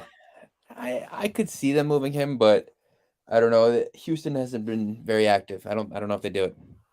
That's fair. Just a name, and you talk about rebuilding teams. At least to me, if I was Houston, like, very thankful for Jerry Hughes and Brendan Cook's veteran presences, but let's get those guys out there. Let's get them on winning teams, and let's get some draft picks back for them. I think if Robert Quinn could get you a 4th, I think Jerry Hughes could get you a 3rd or a 4th, and I think Brendan Cooks could get you at least the 2nd round pick, like I said with the Packers before. So let's make a little bit of moves, guys. Come on, let's get some more wheeling and dealing out here. That's what we want, because we want to talk about something next week. Please, NFL, I'm begging you, give us content, damn it. Speaking of content, this has been the highlight of the show every single time, Justin, as we both very well know. It is time for the Sports Angels of Chaos Pick Challenge. Of course, when we had last week's emergency episode, we literally did it just on that because, I mean, come on, man. we got to keep something alive here. So we have that. Updated standings. Of course, Rick is the usual tally keeper here. He is out, but I am taking the role this week. So far throughout the season, Justin is in first place. He held on to first place with a very good week last week for yourself, Justin. You went 3-1, right? I believe so. So you have 43 points. I'm at 39 points. Also had a 3-1 week, very close to a perfect week. God damn you, New England. I'm at 39. Sandoval has 25 points, the damn deer, and at 20 points is Rick. I knew one of us, especially Rick had absolutely no qualms with us including Sandoval in this. I don't think any of us expected, realistically, one of us was going to be less than the deer in this. We said it as a joke. The deer is really on a hot streak recently, mainly because he had that 11-point pick that went his way a couple weeks ago. So that certainly helped out. But those are the standings as of now. And of course, I'm sure everyone is wondering, wait, guys, how are you going to make the picks this week? Rick's not here. How are you guys going to do this? Well, ladies and gentlemen, the beautiful people, we do this stuff on the fly. Let's tempt the gods, Justin, because Rick has sent us picks. We have no idea what they are, and we are going to see if we can not muck up the show and make picks alongside Rick when he's not here. Do you think we can do it, Justin? I don't know. I mean, he's some of his picks, maybe. So some of his picks have been special, to say the very least. Huh? He has been losing to the deer, so yeah, fair enough. So Rick, with that in mind, because he is, and the way we've done it, the person that's in last place collectively throughout the season goes. Your 4-point pick is up, my man. What did you go with? I sit before you as a broken man. As a man who's 5 points behind a damn deer golf head club cover. Different shirt, by the way. Whatever he is. In our Sports Agents of Chaos Pick'em Challenge. I need to clear my head this week. So I need to go away. I'm going to be in Vegas for the week. And, we'll see how that kind of helps me out in the long run. But I need to make some smart picks. I need to make some points here. Clearly, I'm not picking Tom Brady or Aaron Rodgers anymore because they let me down considerably. And so with that in mind, my 4-point pick this week is going to be... Wait, come with me. Let me show you exactly what my 4-point pick is going to be this week because I think you're going to enjoy it immensely. For my 4-point pick this week, I'm riding with Taylor Heineke and the Washington Commanders. Sam Ehlinger's a brand new quarterback in his first start of the season. Ripe for a big upset. It is an upset according to the books. Give me my Washington Commanders. Let's get it done, baby. I was really hoping for a let's ride joke there. He wonders why he's losing to the deer. So, with 4 points, Rick goes with the Washington Commanders over the Colts. By the way, ladies and gentlemen, to clarify with the whole thing with the books, we are basing our selections off of what is on ESPN and what the lines that they are giving us are there. And they are, of course, having that through their own source as well. So presently, I mean, he's your sports book. Thank you, Justin. Indy is a 3-point favorite. So it counts as an upset pick, which, by the way, I know I kind of skipped over rules because I want to assume that most people have been here at this point. But the rules, ladies and gentlemen, are 4 picks we make, 4 points through 1 point, most confident to least confident. We all have to go with at least one upset pick. It cannot be your 1-point pick. If you only make one upset pick, it has to be at least your 2-pointer. And yeah, I think that's about it for that. Oh, also, you can go for tie if you want to be a mad lad. Wink, wink. You can go with a tie, but that has to be used on your 4-point pick. But you get 5 points if the tie comes through. And there might be a tie this week. So that was Rick's first pick. He goes with Washington over Indy. Now it's the challenge between me and Justin to make our own picks, try to win, and also not upstage any of Rick's recorded picks that he sent us. Let's hope we can do this right, Justin. My turn. There's some interesting selections here to make with the 4-point picks. And there's one really obvious one that I think we both want to go for. But I'm kind of scared, actually, with making the pick, dude. Because do I think the Buffalo Bills are going to absolutely kick the stuffing out of the Packers? They should. But does this not feel like a game that for no reason Green Bay might win? because they just hear me out, Justin. The Packers defense has actually been pretty good this season. They have a decent pass rush. When they're healthy, the secondary is actually really good. There is a chance if the game is close. I'm just saying, if the game is close, the Packers could win this one. And that, dude, I'm not doing this to like make a joke. Part of me thinks that Aaron Rodgers could just, screw us all this weekend. So I don't know. You people could criticize me as I have to get lower because the sun is screwing me over. So I have to hunch down right now. This is technology at its finest, ladies and gentlemen. Yeah, this is a difficult decision for me to make. And I can't believe I'm doing this. I must go against myself, Justin. I must commit a personal sin. I said I'd never want to pick this team, but damn it, I have to pick them. Are you going to? Their opponent is so bad. Oh, their my opponent goodness. is so bad. I have to sell my soul. I have to go. I'm broken right now. I have to go with the Tennessee Titans. Oh my God, over the Houston Texans. I have to do it. Oh, I have to pick the Titans over the Texans because even though the line is not that much, which come on, really, Caesars, the Titans over the Texans feels like a surefire thing. It just does. I hate the fact that I'm doing this. I know, I'm sure there's a weird thing where Tennessee isn't perfect in Houston for however their last attempts, but it looks like they're playing well. Derrick Henry's great. I've already lost 4-point games this season, so it's not ending a perfect streak, but it would only be right if the Titans were to screw me over out of a 4-point pick, but I got to go with Tennessee. I got after all the trash talk. Yeah.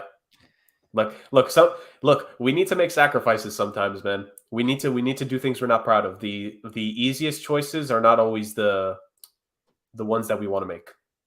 And this has to be it. So Titans over Texans for me. All right. Well, you left me with a couple wide open games. I'll stick with the Bills at 4 points. I think that's an easy one. There's a lot of issues with the Packers, and if they can't beat the Washington Commanders, I really doubt that they can beat the Buffalo Bills coming out of a bye. Fair enough. And for my 3-point pick, I'm a little torn, but I guess I'm gonna go with what the sportsbook feels is the best move, and I'm going to take the Philadelphia Eagles over the Pittsburgh Steelers. Mm-hmm. Nice. I don't blame you. Those are the two biggest spreads that I'm seeing right now. Also out of a bye. Yeah, very true. And Eagles with a nice shiny new Robert Quinn to help them. So there's that. Yeah, I definitely don't blame you. I probably hindsight 2020. I probably should have gone with the Eagles pick, but Tennessee over Houston. I feel like that's still a very natural 4-point pick to make. There's games I would have picked before that, though. I was shocked that's what you went with. Tennessee's been good, and it's a good matchup, and they've dominated Houston in the past. I mean, look at Derrick Henry's games there. Mm-hmm. I thought that there were probably better games. And you know what? Maybe. And I still have a game that could be a better game right here that I can go with. This team did me right once, and they're going to do right by me again, Justin. Cowboys over the Bears. Yeah, that was the other one that I didn't want to say out loud. I don't need to deliberate too much. The Cowboys are starting to win a couple games here. They're starting to look good, and I think they could certainly beat down the Bears because the Bears' offense is not consistent at all, especially that Cowboys defense. Whew. So give me the Cowboys over the Bears in that one.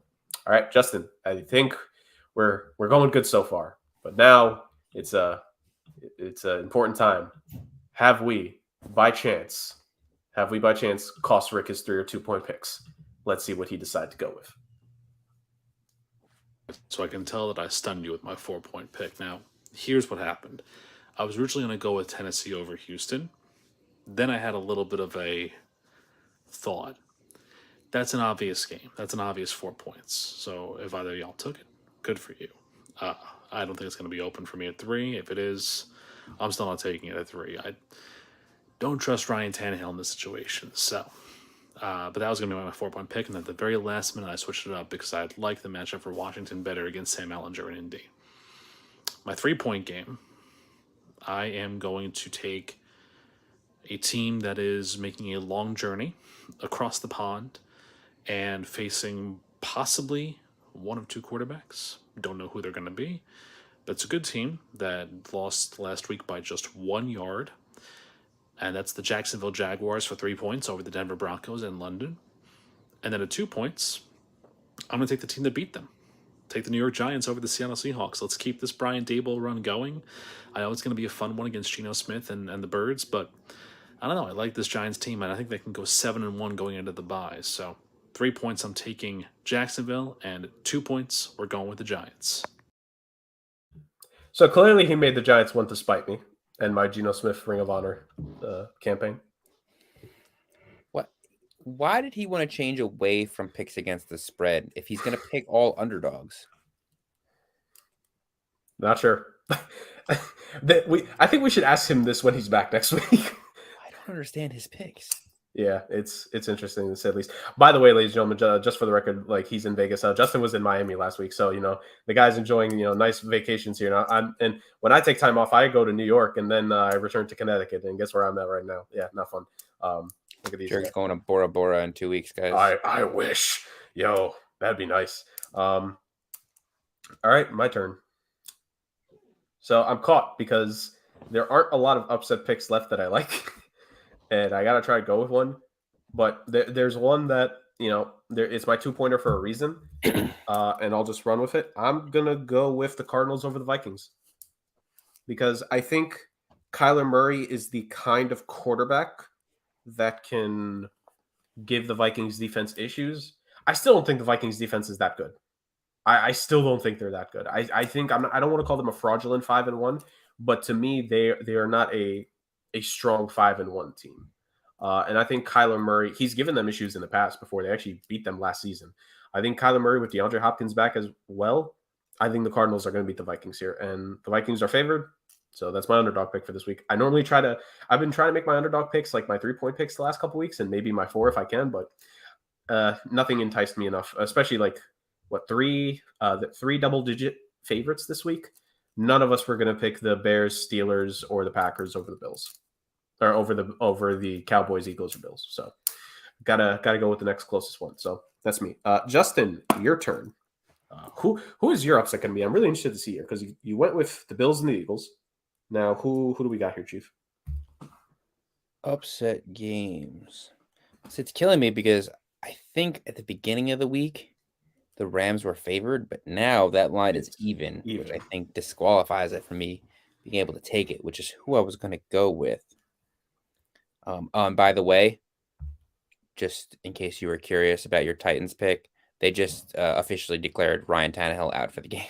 Oh, we're winning. Yes, let's go. We're winning that game. Justin, you think that scares me? No, we're going to win. Malik Willis will make his first NFL start. Oh my God, we're gonna win! Oh, we're gonna win! It's so good, we're gonna win. If you told me Derrick Henry was out, I'd be upset. Ryan Tannehill's out? Yes, please and thank you. Oh my God, I feel like I just woke up on Christmas.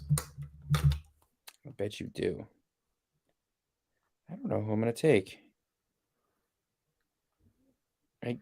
I guess.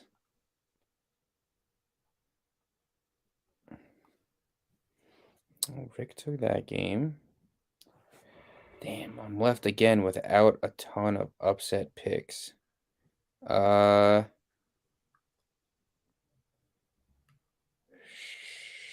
Who's even behind now? I guess I'm gonna have to go with either the Saints or the Panthers. But I think the Saints are gonna win. I think the Falcons are gonna win too. But you know what? Let's be a little risky. Mm-hmm. And I'm gonna go with Carolina. Okay. To upset the Falcons in Atlanta. Okay. That's not a big win. Yeah. PJ Walker has played well for them. The Falcons have been known to give up early leads, and the Panthers defense won't let them take that back. So let's go with late leads. Let's go with the Carolina Panthers.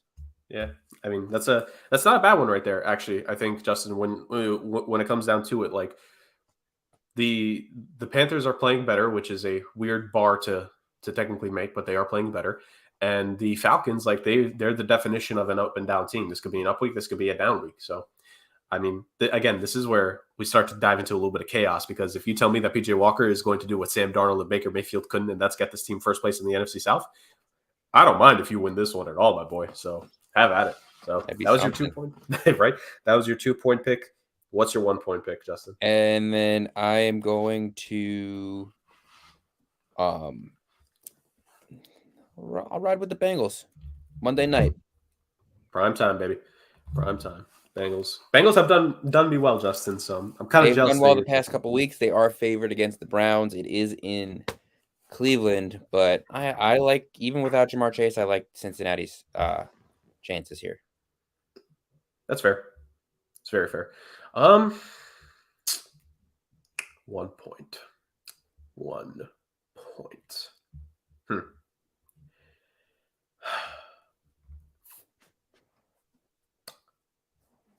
See, this is interesting because there are a couple.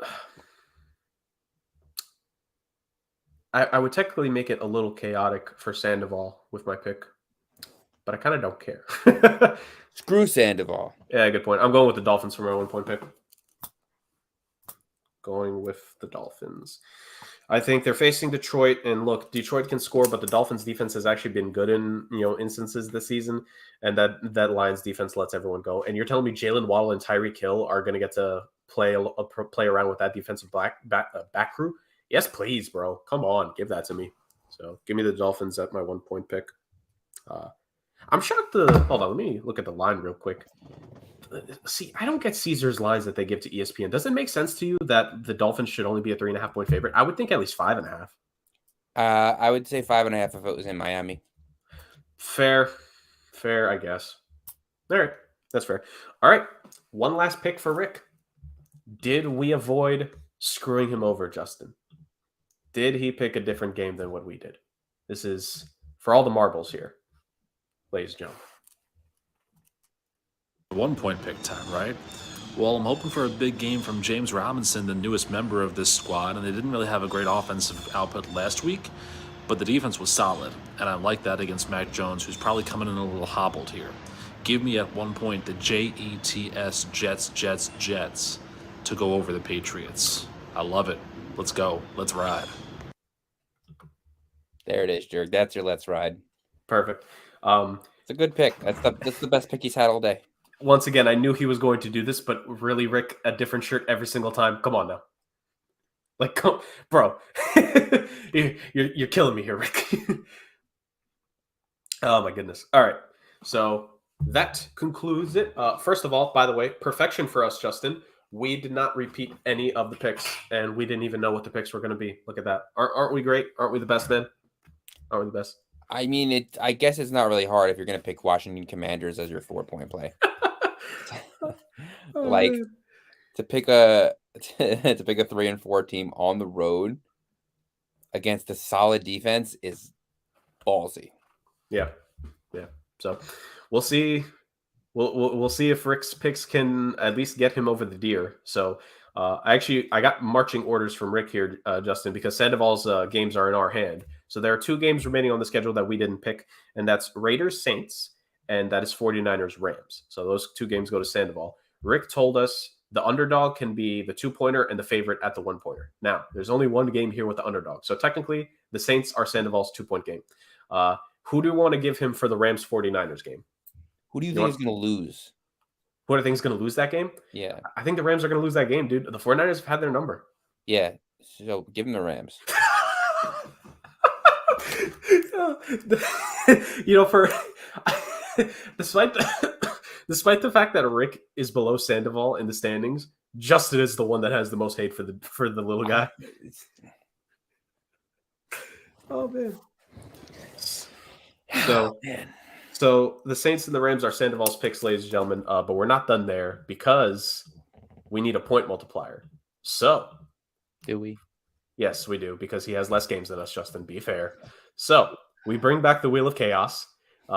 As you can see, there are two one times and 2 times selections there. There's a 3x and there's a 3x plus 2, which that one was decided by Rick and Justin, so don't nobody scream at me. That's on them. We're going to spin At least this it wheel. makes sense now. Shut it. We are here to decide what Sandoval's point multipliers will be. I'm spinning one for each game. So that's One for each game. yeah, why not? Add to the chaos. Or do you just want to do it for the I whole just thing? assumed it was once, and then he would get the multiplier based on his total. That's fair. That's fair. I also Because otherwise, you would have put it back to the original multiplier numbers just in half, right? yeah, so we could just do it for one total one. I'm cool with that. We can have slightly less chaos. This wheel really takes a while to spin it. Yes, but it's glorious. Absolutely.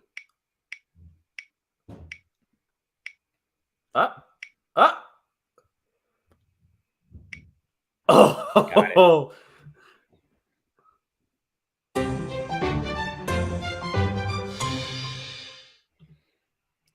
So he can get his almost max number of 9 points this week.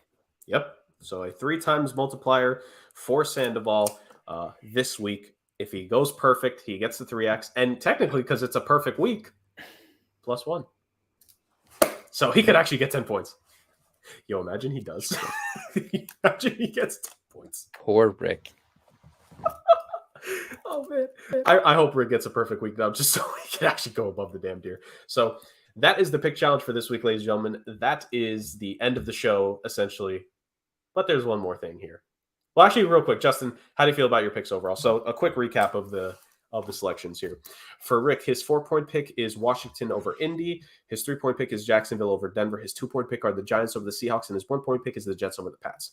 Myself, I have the Titans going over the Texans, the Cowboys going over the Bears, the Cardinals going over the Vikings, and the Dolphins going over the Lions. Justin has the Bills over the Packers, the Eagles over the Steelers, the Panthers over the Falcons, and the Bengals over the Browns. And Sandoval's picks are the Saints over the Raiders as his 2-point upset, and the Rams over the 49ers in a pick'em game, and with a 3 times multiplier. Justin, any final thoughts on the selections this week?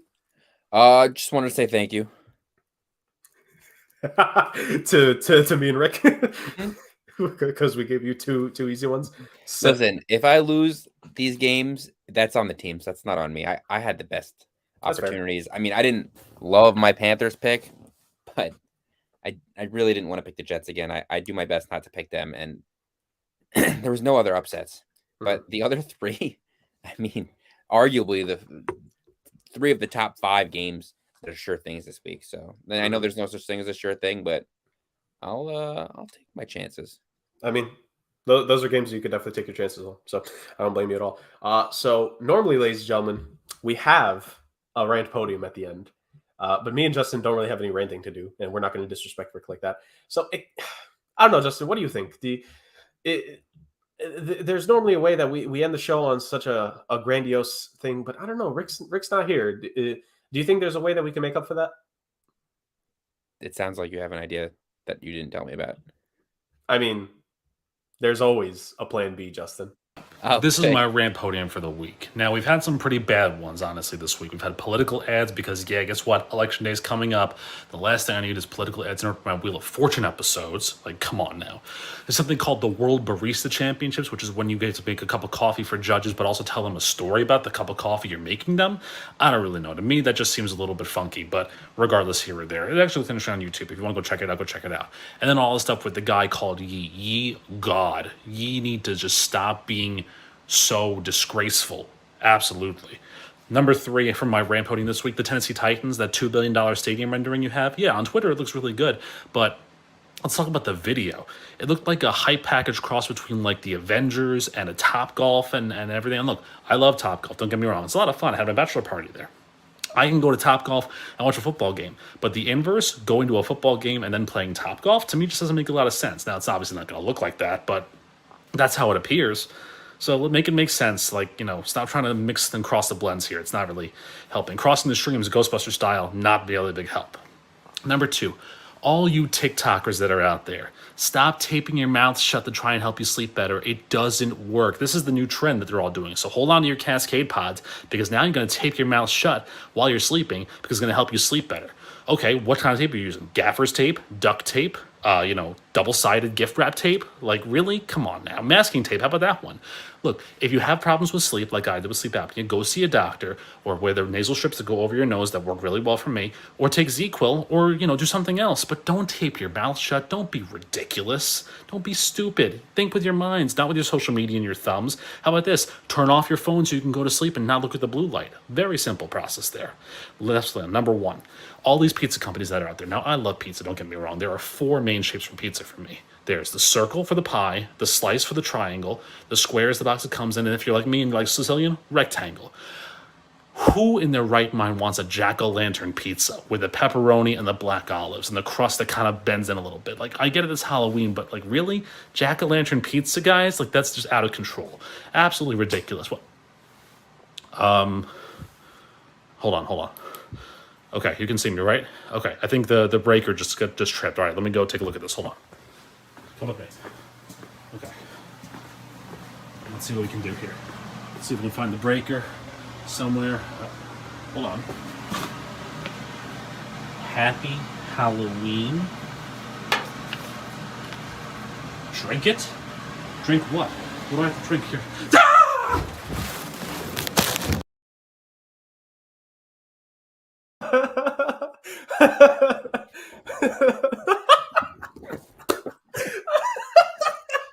Even when he's not here, the deer gets Justin and Rick. Oh man. Did he drink it? I don't know. We got to figure out next week if he's alive. Oh my god! What a video! Oh man. Oh my god, that is the most self-serving video of all time. I think only 3 of us are going to laugh at that. That's the 3 people that host the show. Ladies and gentlemen, that was this week's edition of the Sports Agents of Chaos podcast. Clearly a podcast that loves self-serving itself, but come on, with the skits that we pull off right there, it's worth it in the end. You got our picks, you got our trade analysis. We'll be back next week, of course, to talk about the trades that will end up happening. And if no other trades happen, well, we'll just be disappointed. We'll try to figure out a way to talk about NFL, of course. So that's how it goes. That wraps it up this week, of course. Ladies and gentlemen, this was the Sports Agents of Chaos podcast. We're on the show. We love to have fun. We love to talk football. And we love to spread, clearly as the video shows, just a little bit of chaos. Thank you all so much for joining us as always. And we will be back next week.